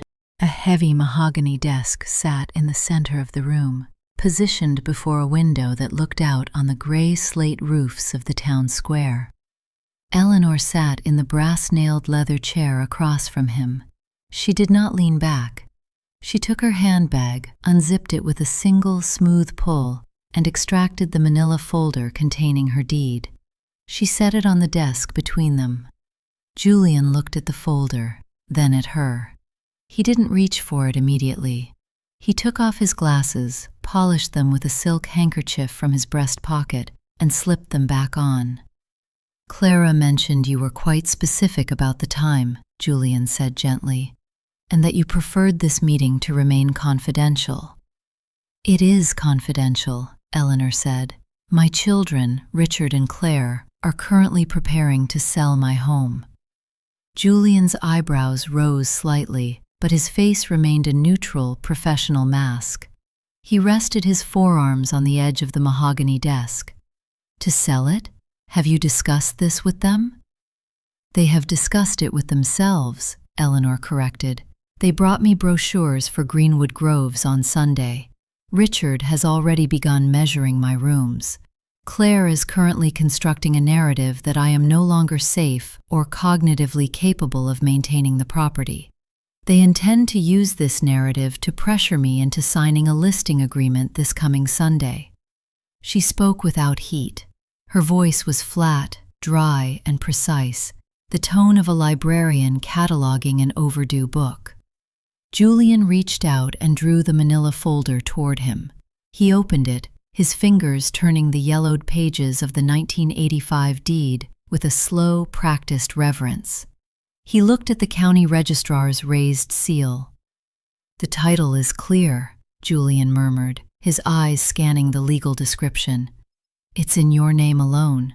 As long as you are of sound mind, Eleanor, they cannot force you to sign anything. A listing agreement requires the sole owner's signature." "I am aware of the law, Julian," Eleanor said, "but I am also 71. I know how families operate when there is a significant amount of capital locked in a piece of land. If I refuse to sign, they will not simply stop. They will begin to build a case for my incompetence. They will use every forgotten key, every weed in the garden, every dry patch on the lawn as evidence. They will find a doctor who is too busy to listen, or they will simply wear me down until the energy required to resist is greater than the energy I have left." Julian was silent. He looked down at the deed, his thumb tracing the blue ink of her signature from 40 years ago. He knew she was right. He had seen it happen a dozen times in this very room. The slow, polite, and devastating process of children dismantling their parents' lives under the banner of safety. "So," Julian said, leaning back in his chair, "what is it you want to do?" "I want to place the house beyond their reach," Eleanor said, "completely. I want to make it legally impossible for them to sell it, even if they were to succeed in having me declared incompetent. I want to make the house a liability for them rather than an asset." Julian stared at her for a long moment, the wooden clock in the hallway ticking through the silence. "That is an aggressive stance, Eleanor." "My children are currently planning to liquidate my father's gift to pay for their own debts, Julian. I do not feel inclined to be gentle." Julian nodded slowly. He stood up, walked to the bookcase behind his desk, and pulled down a thick red volume with gold lettering on the spine. "Property Law and Trusts, Reversionary Interests." He set it on the desk, flipping the pages with a dry, rustling sound until he found the section he was looking for. He ran his finger down the column of text. "There is a legal instrument," Julian said, his voice dropping into a low, analytical hum. "It's rarely used now because it's incredibly restrictive, but it is absolute. It's called a deed of gift with a conditional reversionary trust." Eleanor leaned forward slightly. "Explain it to me, Julian." "You would deed the house immediately to a registered philanthropic organization, a housing charity, or a historical preservation foundation. The transfer of the title is instant. You would no longer own the property." Eleanor did not flinch. "Go on." "However," Julian continued, looking her in the eye, "the deed would contain a strict, non-negotiable life estate clause. You would retain the right to occupy the property fully and exclusively until your death. Furthermore, the deed would include an immediate enforcement reversionary trigger. If anyone, whether it's you, your children, or a court-appointed guardian, attempts to remove you from the home against your express wishes, or if the home is put up for sale by anyone other than the charity after your death, the title instantly, fully, and automatically vests in the charity. The charity's legal department would be legally obligated to seize the property immediately to protect their asset." He leaned closer, his voice very quiet. "If Richard and Claire try to force you into a nursing home to sell the house, the moment you are moved out, the charity instantly owns the house. The kids get nothing. not a single penny of the equity. The house vanishes from your estate completely, leaving only a legal wall that the charity's corporate attorneys will defend for free. Eleanor sat in the green leather chair, the low light of the Market Street window illuminating the fine lines around her mouth. A cold, solid satisfaction settled behind her ribs. "Which charity, Julian?" she asked. Julian Abernathy turned a yellow legal pad toward himself, took a heavy gold fountain pen from his breast pocket, and uncapped it with a slow, deliberate twist. The metal threads gave a tiny, clean click as they released. "If we go down this road, Eleanor," Julian said, his pen hovering a millimeter above the yellow paper, "we need an organization with teeth. Not a local church or a small historical society that will fold the moment Richard threatens them with a letter on a glossy real estate letterhead. We need an entity that views real estate as a battleground."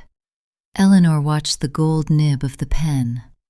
"Who do you suggest, Julian?" "The Hearthstone Foundation," Julian said, writing the name in his neat, blocky legal script. "They are a regional housing trust.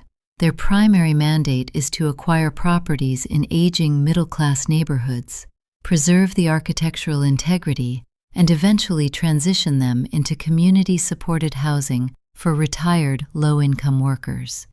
But more importantly, Eleanor, they are funded by a massive corporate endowment. They have 4 staff attorneys whose sole job is to defend their future real estate acquisitions." He tapped the pen on the pad, leaving a tiny, perfect circle of blue-black ink. "They are sharks," Julian continued, looking up at her through his spectacles. "When a donor deeds a property to Hearthstone under a reversionary trust, Hearthstone logs that property as a secured future asset on their balance sheets. If your children, or anyone else, attempts to compromise that asset by moving you out, Hearthstone's legal team will not just send a polite letter. They will file an immediate injunction. They will intervene in any guardianship hearings. They will literally become your legal bodyguards for free, because defending your right to stay in that house is the only way they protect their $450,000 future deed." Eleanor felt her breathing slow, her chest rising and falling in a deep, rhythmic pattern.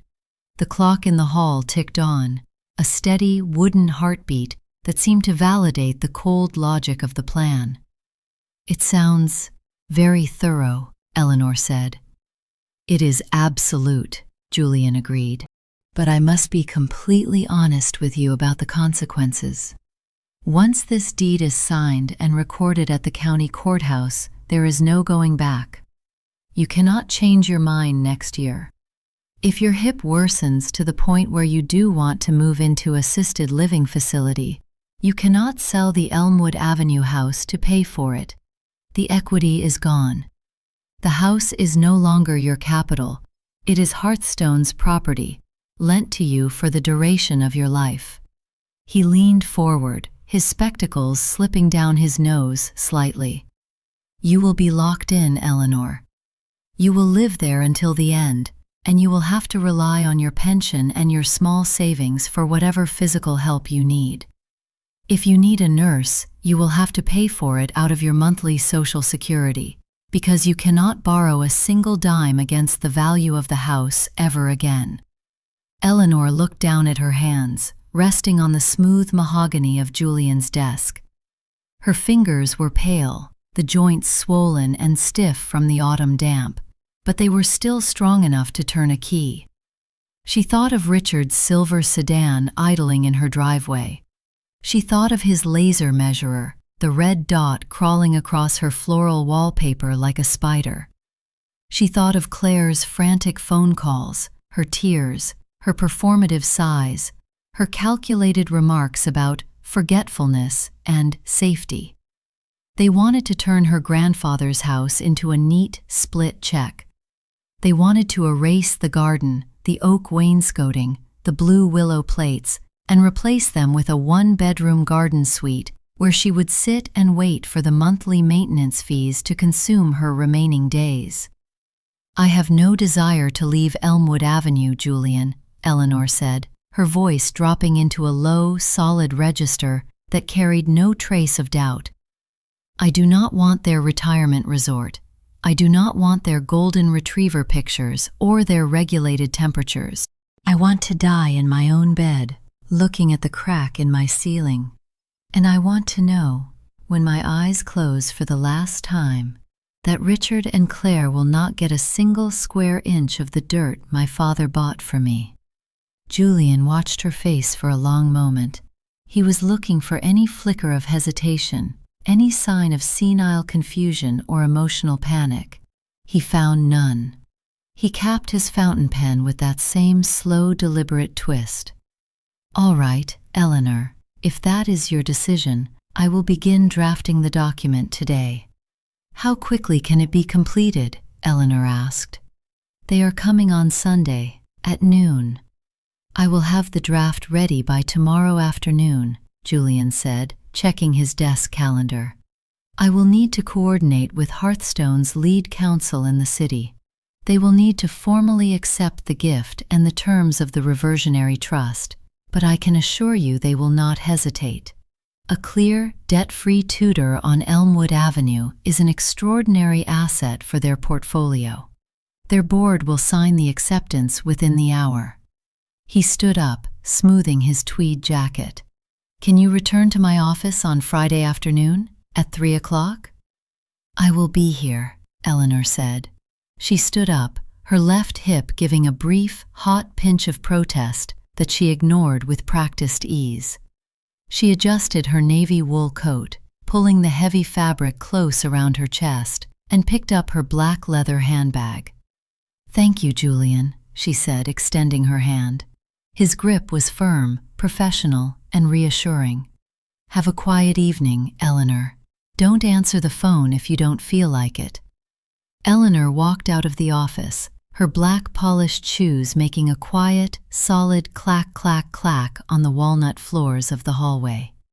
When she stepped out onto Market Street, the freezing mist had turned into a light, clean rain that washed the gray slate roofs of the town square. The air was cold, but it felt fresh, stripped of the heavy, clinical smell of Claire's pine soap. She walked toward the bus stop, her hand resting on the silver chain beneath her flannel shirt. The small brass key felt heavy against her collarbone, a cold, secret anchor that was slowly, silently locking the gate of her fortress. The dampness of the wool coat clung to Eleanor's shoulders even after she hung it in the hallway closet.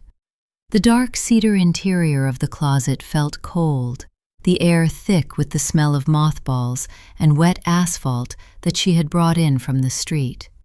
It was nearly 2 in the afternoon on Thursday. The house was perfectly silent, save for the grandfather clock's heavy clack-clack in the parlor. Eleanor walked into her bedroom. Her left knee gave a dull, grinding click as she bent down toward the foot of her oak bed, where her mother's cedar chest sat. The chest was made of thick, red heartwood, banded with black iron straps that had begun to rust around the tiny, square-headed nails. She turned the brass key in the chest's lock. The lid rose with a heavy, aromatic sigh, a sudden, sharp release of sweet cedar wood and lavender water that filled the chilly bedroom. Inside lay the ledger of her life's quiet details. At the top was her mother's hand-spun linen lace tablecloth, folded into a tight, pale ivory square. Beneath it were 3 small, leather-bound diaries from her college years, their spines cracked and dry, and a small, velvet-lined box containing her father's brass pocket watch. The watch had stopped at exactly 4:15 on a Tuesday in 1994, the day his heart had finally failed him in his garden. These were the things that mattered. They were not assets. They could not be staged by Richard's professional designer to make a parlor look clean and neutral for a photographer's lens. They were the physical anchors of her memory, the small, heavy objects that connected her to the dirt beneath her slippers.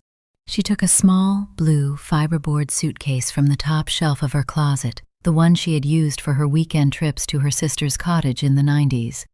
Slowly, with the deliberate, unhurried pacing of her reference desk days, Eleanor began to pack. She did not pack clothes. She packed her history. She wrapped the brass pocket watch in a soft flannel cloth and laid it at the bottom of the suitcase. Beside it, she placed her grandmother's silver-backed hairbrush, the diaries, and 3 old black-and-white photographs of her parents standing in front of the Elmwood Avenue house when the maple tree was still a sapling. When Hearthstone took possession of the house after her death, she knew the charity would clear the rooms.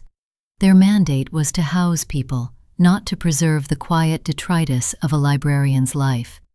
This suitcase would be her personal archive, a secured box of her true wealth that she would leave to her old colleague's granddaughter, the only person in town who still sent her handwritten letters on her birthday. She zipped the blue suitcase, slid it deep into the dark space beneath her bed, and smoothed the white chenille bedspread until the hem hung perfectly straight, hiding the case from view. She walked back to the dining room. The red light on the answering machine was flashing with a steady, aggressive pulse. Blink, blink, blink. Eleanor reached out and turned the volume dial back up. She pressed the play button. The tape whirred, a dry, scraping sound that preceded Claire's voice. "Mom, it's Claire again. Richard said he tried calling you twice and it went straight to machine. Why aren't you answering? I'm really starting to worry, Mom. If you're having one of your dizzy spells and you're just sitting there, I'm going to call Evelyn next door and ask her to go over and knock on your window. Call me back as soon as you get this. I mean it." Eleanor let her hand rest on the machine. Claire was using Evelyn as a sentry. She was using the neighborhood's polite curiosity to monitor her mother's movements, transforming her own anxiety into a weapon of surveillance. Eleanor picked up the receiver of the landline telephone and dialed Claire's cell number. "Mom," Claire answered on the second ring, her voice breathless and sharp with a sudden, defensive relief. "Where have you been? I've been calling for 3 hours. I was about to leave work early." "I was at the library, Claire," Eleanor said, keeping her voice level, dry, and perfectly unhurried. "I had some reference research to complete." "The library?" Claire let out a sharp, irritated breath. "In this rain? Mom, the streets are slick. You know your hip doesn't do well with the damp.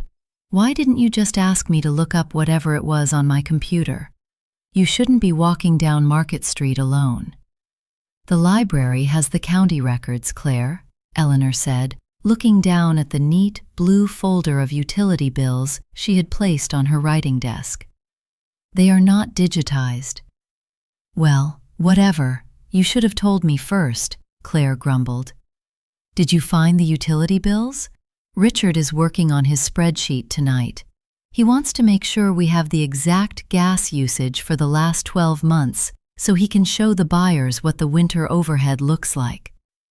"They are on the desk, Claire," Eleanor said. "The folder is blue." "Good. And what about the furniture? Did you look at the catalog I left? Richard says we should mark the mahogany buffet with a red sticker on Sunday. It's too wide for the entryway at Greenwood, and he thinks he has a client who might buy it for their dining room. We could use that cash for your deposit." We could use that cash. They were already spending the money from her mother's buffet.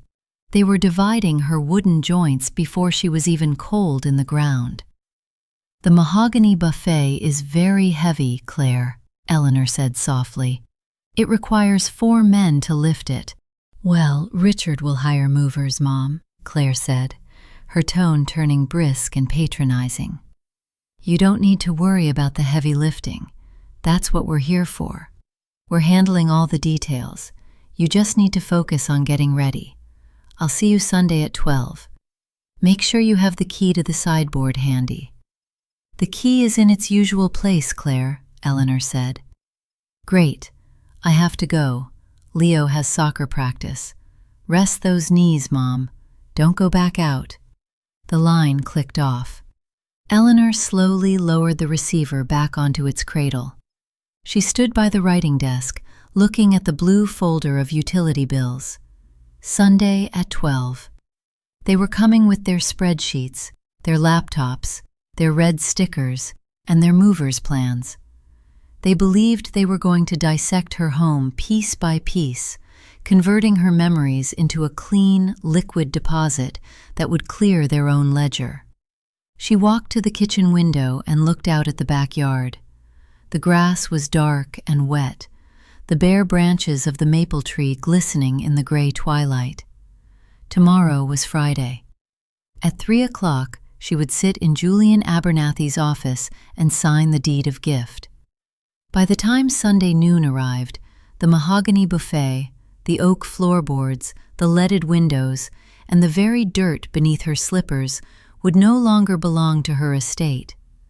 They would belong to the Hearthstone Foundation, and her children's red stickers would be nothing more than paper clinging to another person's wood.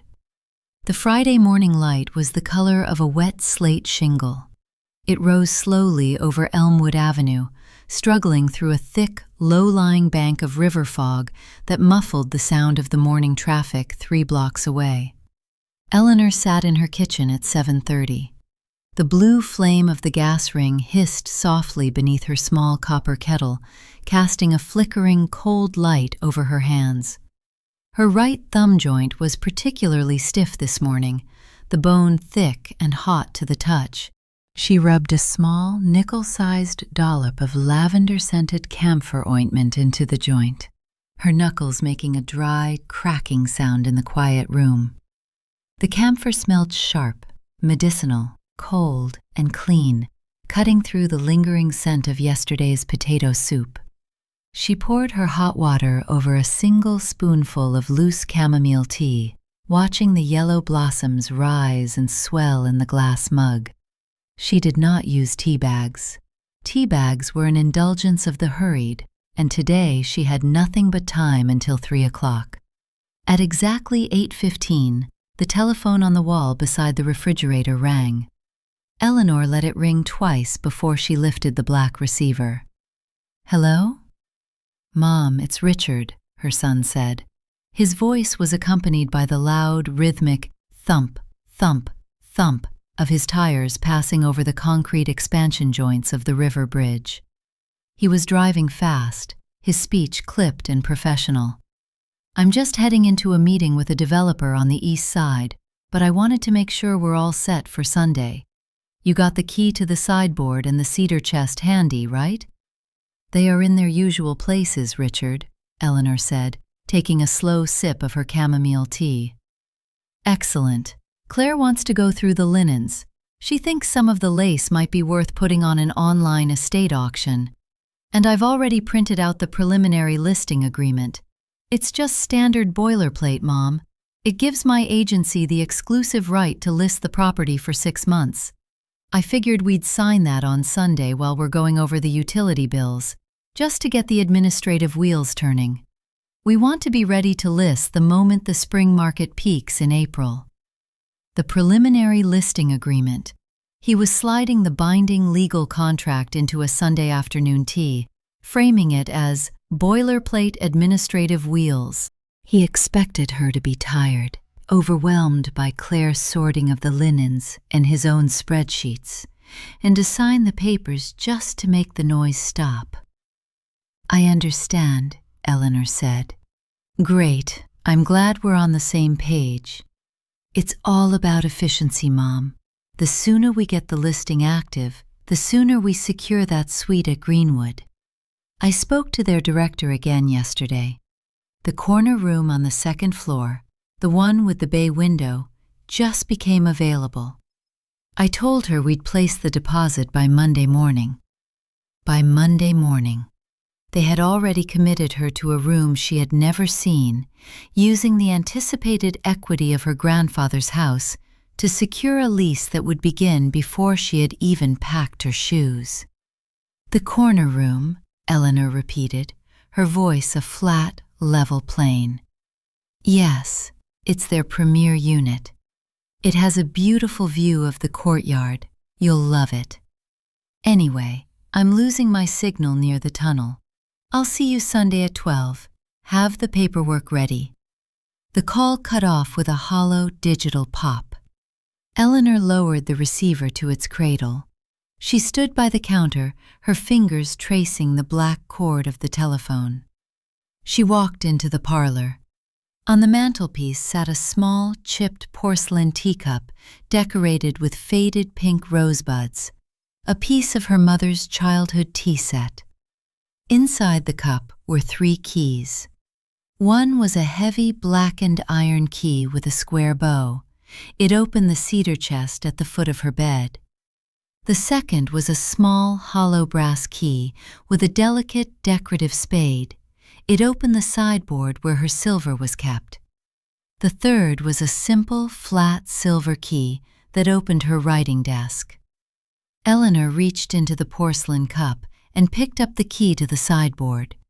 She held it in her palm, feeling its light, cool weight. Then she walked to the sideboard, inserted the key into the lock of the double doors, and turned it. The mechanism gave a dry, solid click. She opened the doors, revealing her grandmother's silver tea service, the heavy, tarnished pewter and silver pots resting in their green felt slots. She did not take the silver. She closed the doors of the sideboard. She turned the hollow brass key back to the locked position, pulled it out, and walked back to the kitchen. She did not return the key to the pink teacup on the mantel. Instead, she opened the small, dark drawer beneath the bread box, where she kept spare matches, rubber bands, and old twist ties. She dropped the sideboard key into the far corner of the drawer, sliding it beneath a heavy box of kitchen matches. Let Claire look for the key on Sunday. Let her sigh and complain about her mother's growing forgetfulness when she couldn't find it in the porcelain teacup. The sideboard would remain locked. The silver would remain inside, untouched, until Eleanor decided otherwise. At 2 o'clock, Eleanor began her physical preparation. She brushed her navy wool coat with a stiff clothes brush, clearing the faint smell of the closet cedar from the fabric. She put on her polished black Oxfords, her fingers strong and steady as she tied the thick cotton laces into double knots. She took her black leather handbag, checked the manila envelopes containing her deed and tax receipts one final time, and stepped onto the porch.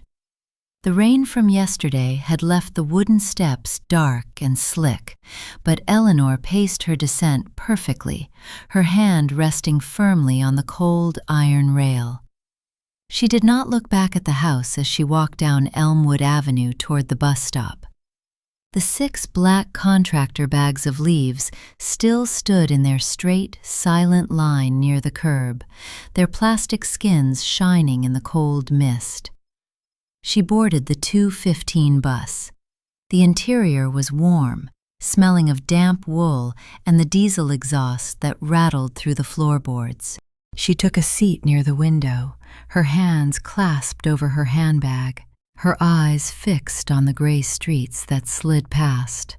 In less than an hour, she would sit in Julian Abernathy's office. She would sign her grandfather's house over to the Hearthstone Foundation. And on Sunday, when Richard laid his preliminary listing agreement on her mahogany dining table, he would be asking her to sell a property she no longer owned. The office of Abernathy and Associates was particularly quiet at 3 o'clock on Friday afternoon. The pendulum clock in the hallway had stopped its rhythmic ticking for a 3-second interval before dropping back into its heavy wooden clack-clack, as if the mechanism itself were hesitating under the weight of the rain outside. Julian Abernathy sat behind his mahogany desk, his spectacles pushed up onto his forehead. On the green blotter between them lay a stack of 5 identical documents, bound at the top with heavy brass grommets. The paper was cream-colored, thick, and carried the faint, starchy smell of fresh cotton bond. Beside the documents sat a heavy, round iron notary seal with a long black lever. Clara, the receptionist, stood near the window, her hands clasped in front of her gray cardigan, waiting. "Julian has explained the terms of the deed of gift to you in full, Mrs. Vance?" Clara asked, her voice carrying the dry, formal cadence of her court clerk training. "He has, Clara," Eleanor said. "And you are signing this document of your own free will, without any duress or coercion from outside parties?" "I am," Eleanor said. Clara nodded once, a brief professional gesture. She stepped forward, picked up the first of the 5 documents, and turned to the final page.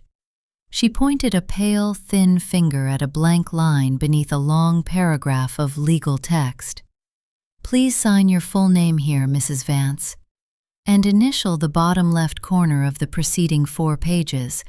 Eleanor reached into her handbag, took out her grandfather's fountain pen, the black celluloid one with the gold band, and unscrewed the cap.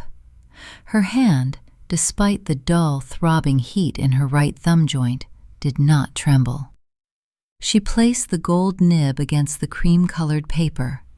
The ink flowed smoothly, a deep, liquid blue-black that sat wet and shining on the page for a second before the heavy cotton paper absorbed it, locking it into the fibers forever. Eleanor Vance. She signed her name 5 times. She initialed 20 pages. With each stroke of the pen, she felt a small, physical release, as if a heavy, invisible cord that had bound her to her children's expectations were being cleanly severed, one strand at a time. When she finished the final signature, Clara took the heavy iron notary seal. She positioned the metal teeth over the edge of the signature page, gripped the black lever with both hands, and pressed down. Ka-thunk. The sound was metallic, heavy, and final. The steel teeth of the seal bit into the paper, leaving a raised, circular emblem of the county registry, its paper edges white and embossed. Clara repeated the process 4 more times, the rhythmic ka-thunk echoing through the quiet office like the closing of a vault door. "It is done, Eleanor," Julian said, his voice dropping into a low, quiet register. He reached across the desk and drew the signed documents toward him. "Clara will take these down to the county courthouse immediately. They close at 5, but we have an arrangement with the registrar. The deed will be officially recorded on the county books by 4:30 today." He opened a blue folder on his desk and pulled out a single sheet of paper. It was the formal acceptance letter from the Hearthstone Foundation, signed in green ink by their executive director, Marcus Thorne. "Hearthstone has already registered the Reversionary Trust with their corporate insurers," Julian said. "Their legal team is now fully active on your file. If anyone, whether it's Richard, Claire, or a court-appointed administrator, attempts to list this property or files a petition to challenge your residency, Hearthstone's automated system will flag it instantly. Their attorneys will file an immediate injunction to block the action before the papers can even reach a judge's desk." He looked at her, his eyes serious behind his spectacles. "You are now a tenant for life, Eleanor. You have the exclusive right to occupy Elmwood Avenue, and the Hearthstone Foundation is legally bound to protect that right at their own expense." "Thank you, Julian," Eleanor said, capping her pen with a slow, deliberate twist. "I will have a certified copy of the recorded deed delivered to you on Monday morning," Julian said, "for your records, but for now, I suggest you go home and have a quiet weekend." Eleanor stood up. Her hip gave its usual dull pinch, but she welcomed the pain. It was a physical reminder that she was still here, still standing on the dirt her father had bought for her. She adjusted her navy wool coat, picked up her black leather handbag, and walked out into the hallway. The bus ride back to Elmwood Avenue was quiet. The rain had cleared, leaving the streets wet and black, reflecting the yellow glow of the streetlights as they began to flicker on in the gathering twilight. She got off at her usual corner at 5:30. The walk down the sidewalk was peaceful. The air smelled of wet asphalt, cold pine needles, and the clean, damp mud of the gardens. As she approached her gate, she looked at the 6 black contractor bags of leaves sitting near the curb. They looked solid, dark, and perfectly organized, a visible proof of her order in a world her children believed was descending into chaos. She unlocked her front door, the brass key turning with a smooth, silent slide that felt entirely different now. The lock didn't just keep the weather out, it kept the world away. She entered the quiet hallway. The house was cold, but it didn't feel empty. It felt secured. In the kitchen, she turned on the small light above the stove. She did not look at the answering machine on the sideboard, though she could see its red light blinking in the dark parlor, a persistent, silent red dot that meant nothing to her now. She made her dinner, a single, soft-boiled egg in a white ceramic cup and a piece of dry toast. She sat at the kitchen table, the yellow light of the stove casting a long, soft shadow across the linoleum. She ate slowly, her movements quiet and deliberate, listening to the kitchen radiator's rhythmic, hissing sigh. Sunday was coming. Richard and Claire would arrive with their laptops, their spreadsheets, their red stickers, and their preliminary listing agreement. They would sit at her mahogany table and prepare to carve up her life like a Sunday roast. Let them come. Let them plan their listings, and let them calculate their margins. The fortress was locked, the gate was barred, and the key was deep in the dark drawer beneath the matches, where no one but Eleanor would ever think to look. The Saturday morning sun was a thin white disk that failed to penetrate the frost on the dining room window. Eleanor sat in her parlor, her hands resting on the cool wood of her grandmother's writing desk. On the center of the desk sat the blue folder. Inside were the 12 months of utility bills, each one laid flat, sorted by date, and free of any creases. Next to the folder lay her black ledger, closed, its leather cover reflecting the pale light. She had prepared the room as if for a quiet, formal audit. The dining table was clear, wiped down with a clean, dry cloth until the mahogany showed its deep, red-brown grain. The chairs were aligned, their backs straight and parallel to the wainscoting. It looked like a room waiting for a meeting that had been scheduled months in advance, rather than a family gathering.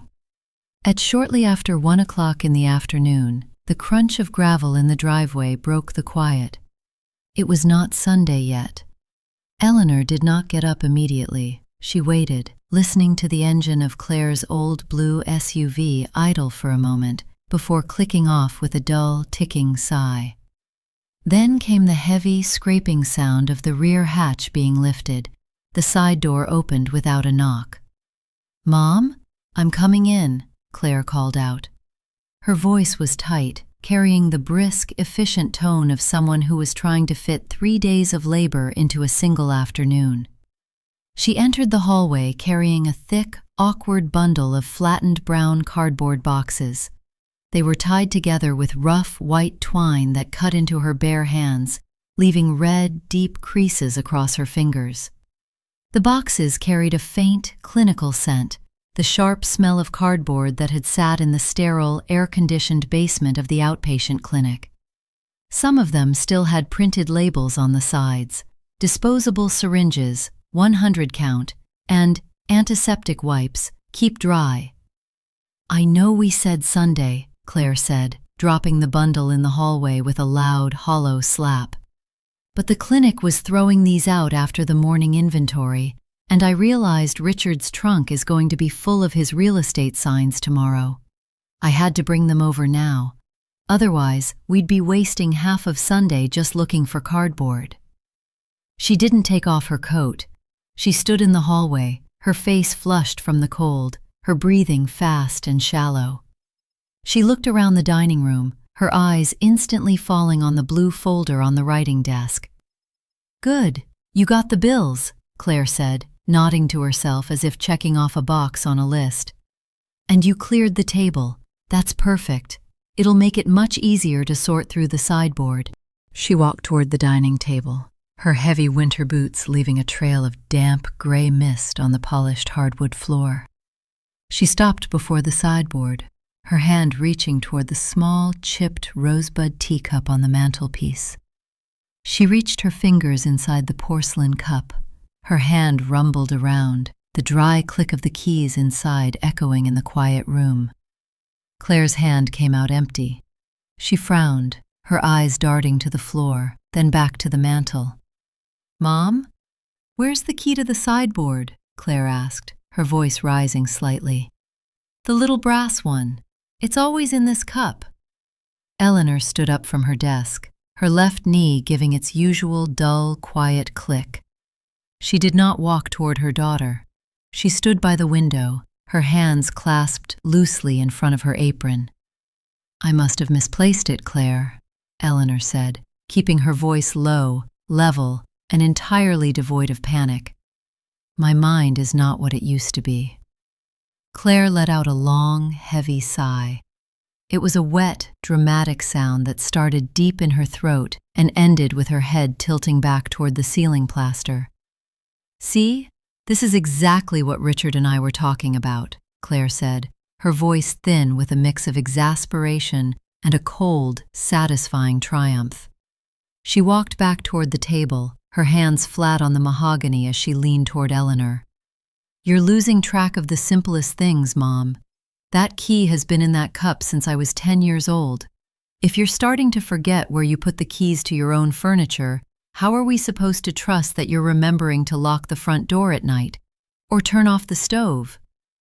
The words were delivered with a practiced, therapeutic gentleness that Eleanor recognized from her daughter's clinic training. It was the tone used to manage difficult patients before the sedative was administered. "It is only a small key, Claire," Eleanor said softly. "It's not just a key, Mom. It's the pattern." Claire's voice cracked, her irritation finally breaking through the professional facade. "We're trying to help you. We're spending our weekends running over here, bringing boxes, organizing your life, and you're just letting things slide. It's not fair to us. It's really not."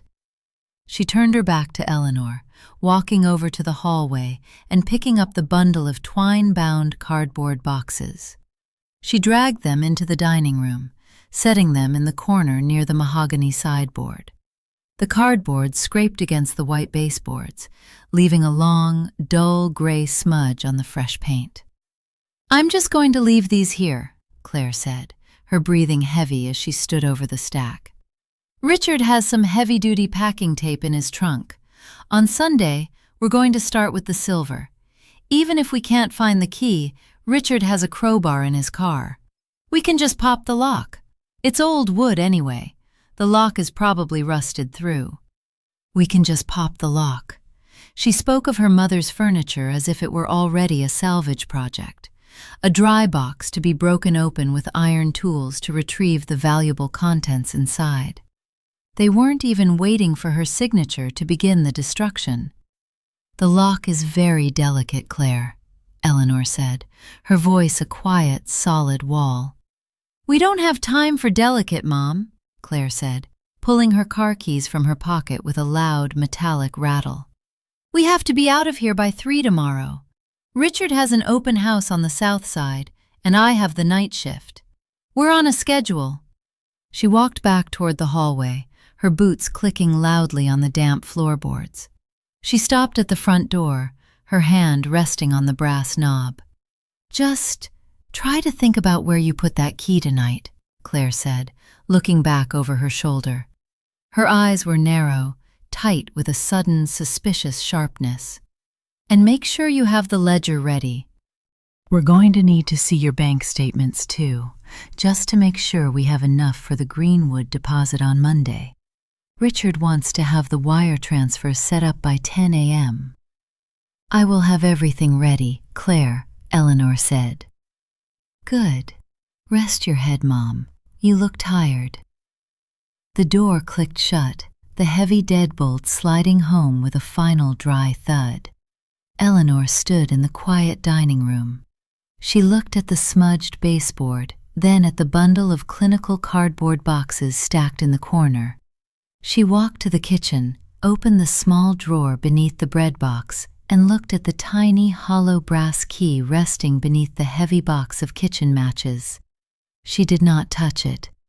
She closed the drawer, her hands steady, her mind completely resolved. They were bringing a crowbar tomorrow. They were bringing spreadsheets and tape and wire transfers. Let them bring their tools. Let them cross the final line. By this time tomorrow, they would discover that the lock they were trying to break did not belong to her anymore. And the crowbar they brought to shatter her wood would only shatter their own inheritance. Sunday morning was cold, quiet, and perfectly bright. The gray mist that had hung over Elmwood Avenue for 3 days had finally vanished, leaving a high, pale blue sky that cast long, sharp shadows across the frost-covered lawn. Eleanor rose at 7 o'clock. She did not rush her breakfast.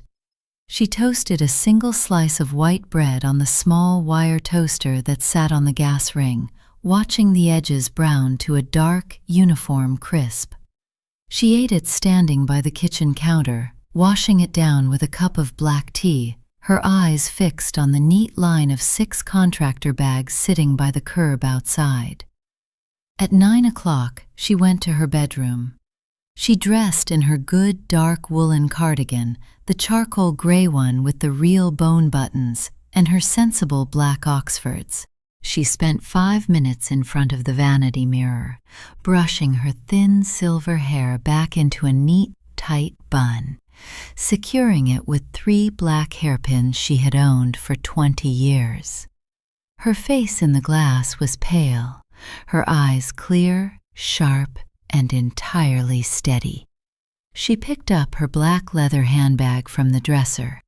Inside, tucked behind her small leather wallet and her library card, was her copy of the Deed of Gift with Reversionary Trust, its thick cotton pages folded once, the embossed county registry seal sharp and rough against her fingers. She carried the bag down the stairs, her hip giving only a faint, dull click that she bypassed with a rhythmic, measured stride. She sat in the parlor, in her wing-back chair beside the dark window. She did not turn on the lamp. She sat in the pale, natural light, her hands resting on her handbag, watching the hands of the grandfather clock crawl toward 12. Tick, tock, tick, tock. At 11:55, the double crunch of gravel broke the silence. Eleanor did not move. She watched through the lace curtain as Richard's silver sedan and Claire's blue SUV pulled into the driveway, parking tandem style, effectively blocking the exit. They got out of their vehicles almost simultaneously. Richard was wearing his navy suit, his listing suit, though he had left the tie off, likely to project a softer, more familial demeanor. He carried a sleek black leather portfolio under his arm, and his laptop bag slung over his shoulder. Claire walked behind him, her parka unbuttoned, carrying a small plastic bag from the clinic that rattled with a heavy, metallic sound. They did not knock. The brass deadbolt turned, and they entered the hallway, their heavy shoes clattering on the oak floorboards. They did not take off their coats. They brought the cold, damp smell of the November air and the frantic, dry energy of a corporate office into the quiet house. "Mom, we're here," Claire called out, her voice pitched in that bright, performative register she always used before a difficult conversation. "In the dining room, Claire," Eleanor said, her voice a calm, low hum that carried easily through the hallway. They entered the dining room. Richard did not sit immediately.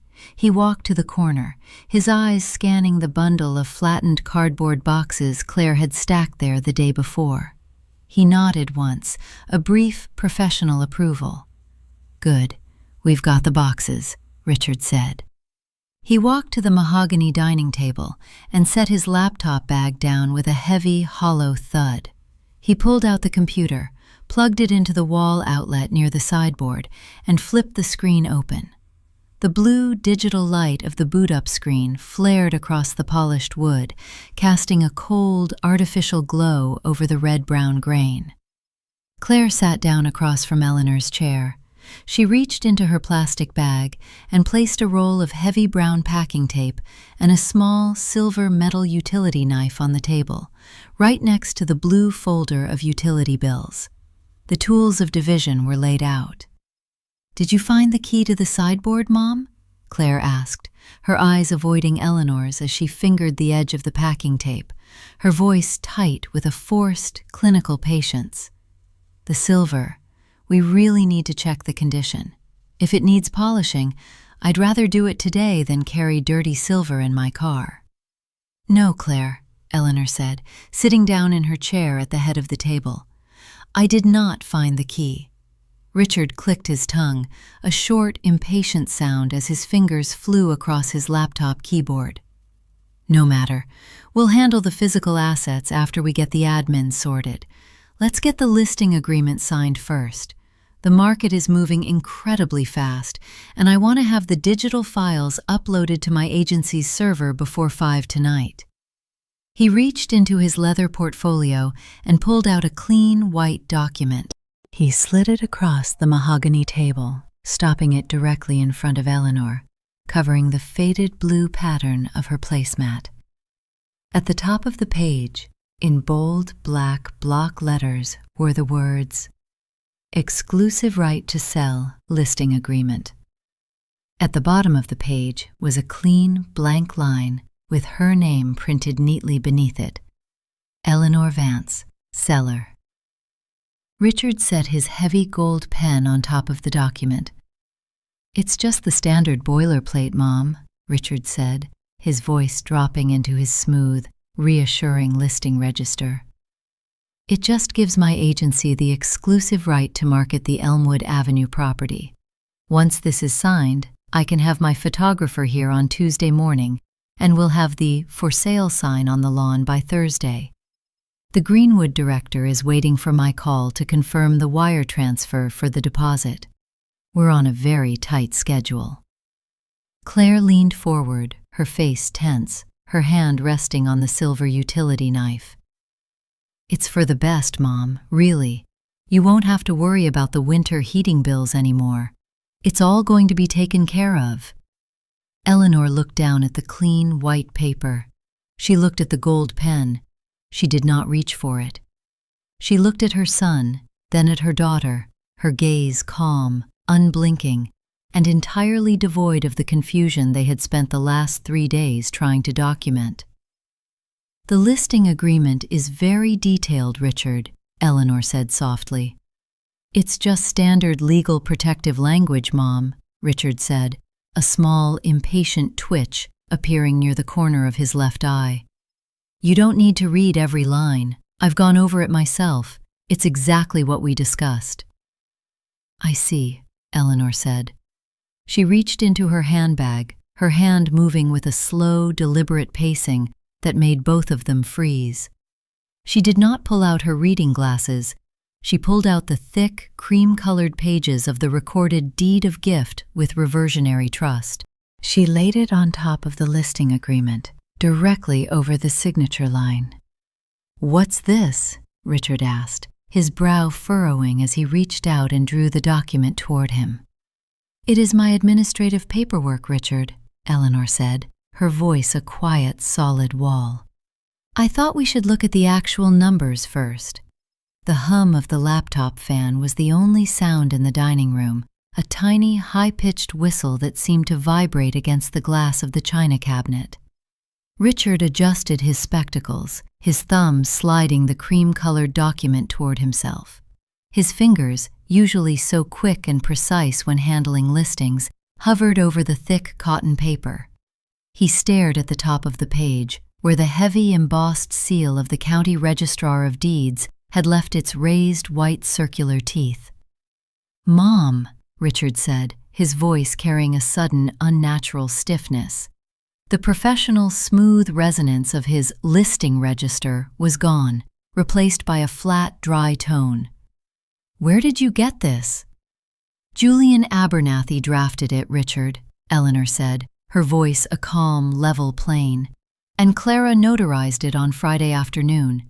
It was recorded at the courthouse at 4:28. Claire looked up from her roll of packing tape, her brow furrowing with a sudden, anxious confusion.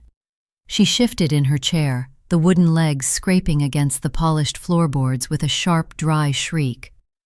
"What is it, Rich? What is she talking about?" Richard didn't answer his sister. His eyes were flying down the page, scanning the dense blocks of legal-sized text. His face, usually so warm and tan from his afternoons on golf courses with buyers, was slowly turning the gray-white color of wet slate. "Richard?" Claire's voice rose in pitch, the forced clinical gentleness she had used earlier completely evaporating. "What did she sign? Is it a will? We already have the will from '98. "It's not a will, Claire," Richard whispered. He didn't look up from the page. His index finger, slightly damp with sweat, was tracing a paragraph near the bottom of the first sheet. "It's a deed of gift." "A deed of gift?" Claire leaned over the table, her shoulder bumping against his, her eyes wide. "A gift to who? To us?" "No," Richard said. He finally stopped reading. He let his hand drop to the table, the heavy document sliding a few inches across the polished mahogany. He looked at Eleanor, his eyes wide behind his spectacles, his mouth slightly open as if he had run out of air. "She gave the house to the Hearthstone Foundation," Richard said, the words coming out in a slow, hollow tumble. The silence that followed was heavy, absolute, and suffocating. The grandfather clock in the parlor ticked on, clack, clack, clack, each wooden swing of the pendulum sounding like a small, dry mallet hitting a board. "What do you mean she gave it to a foundation?" Claire screeches, her hand slamming onto the table, rattling the small silver utility knife beside her. "She can't do that. The house it's our inheritance. It's the equity for Greenwood. We already have the room reserved, Rich. You told the director we'd wire the deposit tomorrow." "It doesn't matter what I told the director," Richard said, his voice cracking slightly as his fingers twitched on his lap. He picked up the document again, his thumb smudging the blue-black ink of Eleanor's signature on the final page. She deeded the entire property to them. The title transfer was recorded on Friday. As of 3:15, the Hearthstone Foundation is the sole owner of Elmwood Avenue. "But she's still here!" Claire yelled, her face turning a deep, angry red. She turned to Eleanor, her fingers curling into tight fists. "Mom, what did you do? You're not safe here. We told you. We have to sell the house to pay for your care. You can't just give away $400,000 of family money to a bunch of strangers." Eleanor did not flinch. She sat at the head of the table, her back straight, her hands resting calmly on her black leather handbag. "It was not family money, Claire," Eleanor said softly. "It was my father's house. He bought the dirt beneath my slippers so I would always have a place to stand." "But the care, Mom," Claire sobbed, her frustration turning into a shrill, desperate anger. "Who's going to pay for Greenwood? We can't afford $6,000 a month out of our own pockets. You know that. Richard has his car payments, and I have Leo's school and David's. We don't have that kind of cash."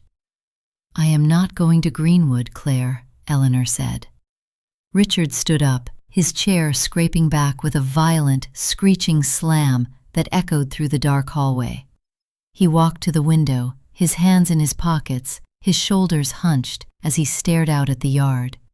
He looked at the 6 black contractor bags of leaves sitting in their straight, silent line near the curb. He finally understood. The immaculate yard, the cleared leaves, the missing sideboard key. It hadn't been the confusion of an old woman losing her grip.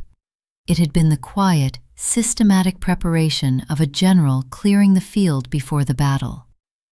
"There's a reversionary clause, Claire," Richard said, his voice dead, devoid of any hope as he turned back to the room. He pointed a finger at the document on the table.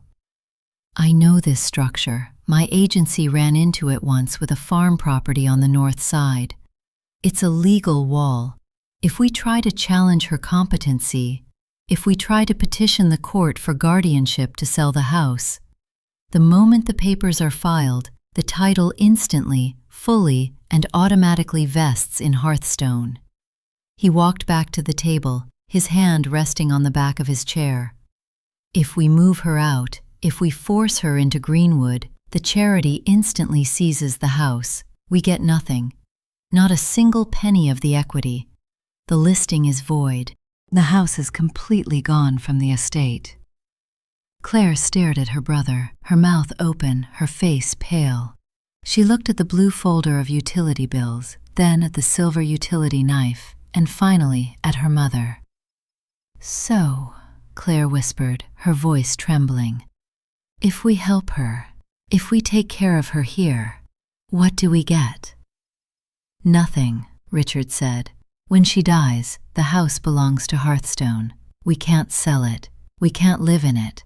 The moment she passes, they take possession. The entire asset is erased." Claire slowly sat back down, her hands falling limp onto her lap. She looked completely hollow, the frantic organizational energy that had driven her for 3 days entirely vanished, leaving only a gray, damp exhaustion. Eleanor took her cup of chamomile tea. It was still warm, the steam rising in a thin, fragrant column that smelled of sweet clover and dry grass. She took a slow, deliberate sip, letting the hot liquid warm her throat.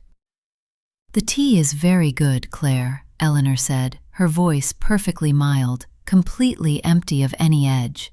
"You should have some before you leave." The heavy plastic roll of packing tape sat between them on the mahogany table, its brown adhesive edge slightly torn and curled, catching a stray piece of dust from the air. Claire did not touch it.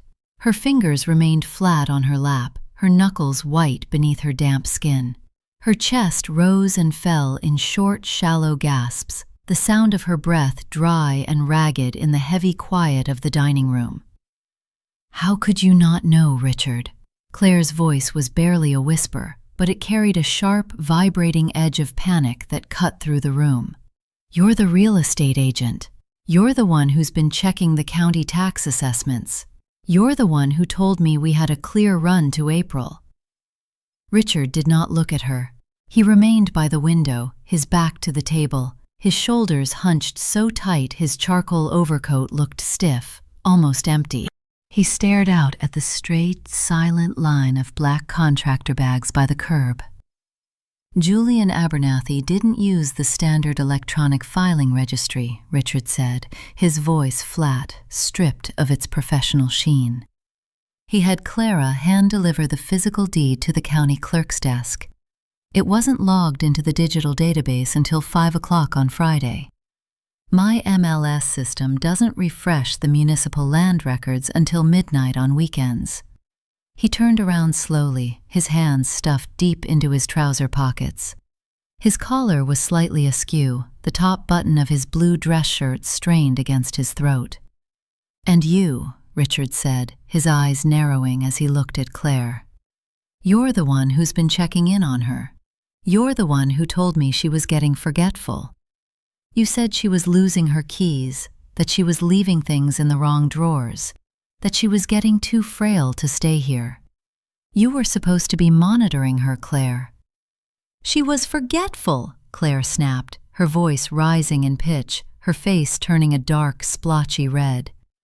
"She lost Leo's pants. She let the garden go. She was sitting out in the yard for 4 hours in August. How was I supposed to know she was taking the municipal bus to Market Street to sign legal documents behind our backs?" "She wasn't taking the bus because she was confused, Claire," Richard said, his voice dead. "She was taking the bus because she didn't want my car showing up in the neighborhood. She didn't want Evelyn next door calling me." He looked at Eleanor. Eleanor sat perfectly still at the head of the table. She had not touched her chamomile tea again, though the cup was still half full, a pale yellow ring of condensation forming on the dark wood of the table. She did not defend herself. She did not point out that she had never lost her keys, that she had never let the garden go, or that the August afternoon under the maple tree had been her own choice. She chose the silence. Let them turn on each other. For 40 years, she had been the buffer, the quiet reservoir of labor and patience that had kept their sibling rivalries from cracking the family open. She had washed their clothes, mended their seams, smoothed over their arguments, and allowed them to view her availability as a natural resource, like tap water. Now the tap was dry, and without the buffer of her compliance, the raw, cold friction of their mutual resentment was free to grind them down. "I spent $500 on the staging consultant," Richard muttered, walking back to the table. He didn't look at Eleanor. His eyes were fixed on the black leather portfolio containing the listing agreement. "I had the photographers booked for Tuesday. I had to pay a non-refundable deposit to the drone operator for the aerial shots. I'm out $800, Claire, out of my own pocket." "Oh, you're out $800? Claire let out a sharp, hysterical laugh, her hand slamming onto the table, rattling the small silver utility knife. "I've been working 20 extra hours a week at the clinic to build up a reserve so I could take 2 weeks off in April to pack this house. I've been driving over here in the sleet, bringing boxes, sorting linens, while David has been screaming at me because the grocery bills are late. I've given up my entire life for this, Richard, for her." She pointed a shaking, red-creased finger at Eleanor. "And she doesn't care," Claire sobbed, her tears finally spilling over, leaving dark, wet streaks on her flushed cheeks. "She's just sitting there. She's always just sat there, letting us do all the work, letting us worry ourselves to death, and then she cuts us out. She gives it all to a bunch of strangers who don't even know her name." "They know my name, Claire," Eleanor said, her voice a low, quiet hum that seemed to freeze the air in the room. "It is on the deed." Claire stared at her, her lower lip trembling, her face pale. She reached out and grabbed her small plastic bag of packing tape, her fingers shaking so hard she dropped the roll of tape. It clattered onto the hardwood floor and rolled slowly across the room, stopping right against the corner of the bundle of flattened cardboard boxes she had dragged in yesterday. She didn't pick it up. Richard walked to the table and reached out. His hand was slightly damp as he touched the screen of his laptop. He pushed it down. The digital screen closed with a soft, plastic snap, the blue light instantly vanishing from the mahogany wood, leaving only the dull, gray twilight of the window. He pulled the black power cord from the wall. The thick plastic cord slithered across the table like a dead snake, pooling in his hand as he stuffed it into his bag. He zipped the leather portfolio closed, the metallic slide of the zipper sounding loud and final in the quiet room. "There's no listing, Claire," Richard said, his voice flat, empty of any professional authority. "We're done here. The wire transfer is canceled. I'll call the Greenwood director when I get to the car." He slung his laptop bag over his shoulder. He did not say goodbye. He did not look at Eleanor. He turned and walked down the hallway, his leather shoes making a heavy, solid clack, clack, clack on the floorboards before the front door opened, let in a rush of cold, damp air, and slammed shut with a heavy, hollow thud. The dining room table looked massive now, an island of dark, polished wood reflecting the pale, gray light of the late afternoon. Claire remained in her chair for 3 long minutes after the front door slammed shut. She sat perfectly still, her hands resting in her lap, her eyes fixed on the empty space where Richard's laptop had been. The blue light was gone, but the ghost of its artificial glare seemed to linger on the dark mahogany, a faint, cold smudge in the grain. Slowly, Claire stood up. Her boots, usually so loud and aggressive on the hardwood, dragged with a heavy, scraping sound. She did not look at Eleanor. She picked up her keys from the table, their metallic rattle sounding thin, almost fragile in the quiet room. She walked to the corner of the dining room and stared at the bundle of flattened cardboard boxes she had dragged in from the clinic. They stood there, smelling of damp warehouse and sterile antiseptic, completely useless now, a pile of empty brown paper waiting for a transition that would never come. Claire pulled her coat tight around her chest, her shoulders slumped, and walked down the hallway. The front door opened, letting in a brief, cold draft that made the lace curtains in the parlor flutter like white wings. Then it closed. The latch slid into place with a quiet, final click. A moment later, the sound of Claire's SUV starting in the driveway cut through the twilight, its tires crunching slowly over the damp gravel as she backed out, leaving the lane entirely empty. The silence that returned to the house was not the heavy, suffocating quiet of the past week. It was a clean, expansive silence, a sudden restoration of space.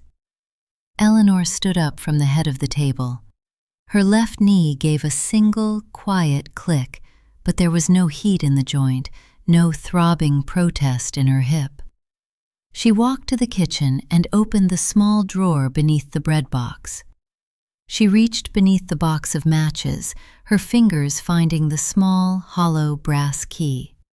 She walked back to the dining room, inserted the key into the lock of the sideboard, and turned it.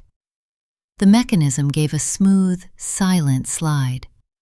She opened the double doors, revealing her grandmother's silver tea service resting in its green felt slots. The metal was tarnished, a deep gray-black patina covering the polished curves of the pewter pots. She took a soft cloth from her apron pocket, sat at the table, and began to polish the silver. She did not polish it for a buyer. She did not polish it for an estate auction.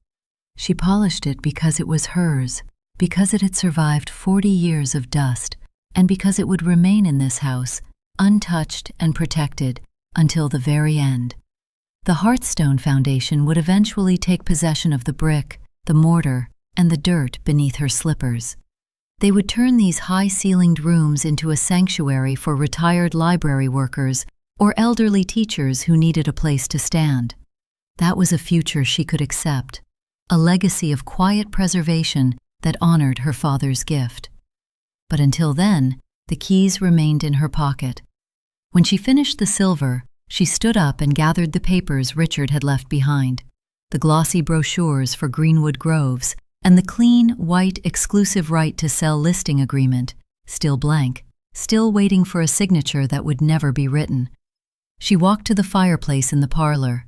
She laid the documents on the cold iron grate. She struck a single wooden match, the sulfur flare casting a brief, bright yellow light over her face, and dropped it onto the white paper. The flame caught instantly. It licked the edges of the glossy brochures, curling the printed images of the manicured courtyards and the smiling golden retrievers into black, fragile ash. The listing agreement blackened, the words "exclusive right to sell" twisting and dissolving into a thin gray smoke that rose slowly up the chimney and vanished into the cold evening air.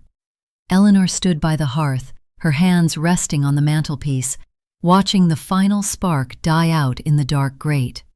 The grandfather clock in the hall struck 5 with a deep, resonant chime that felt solid, warm, and entirely her own.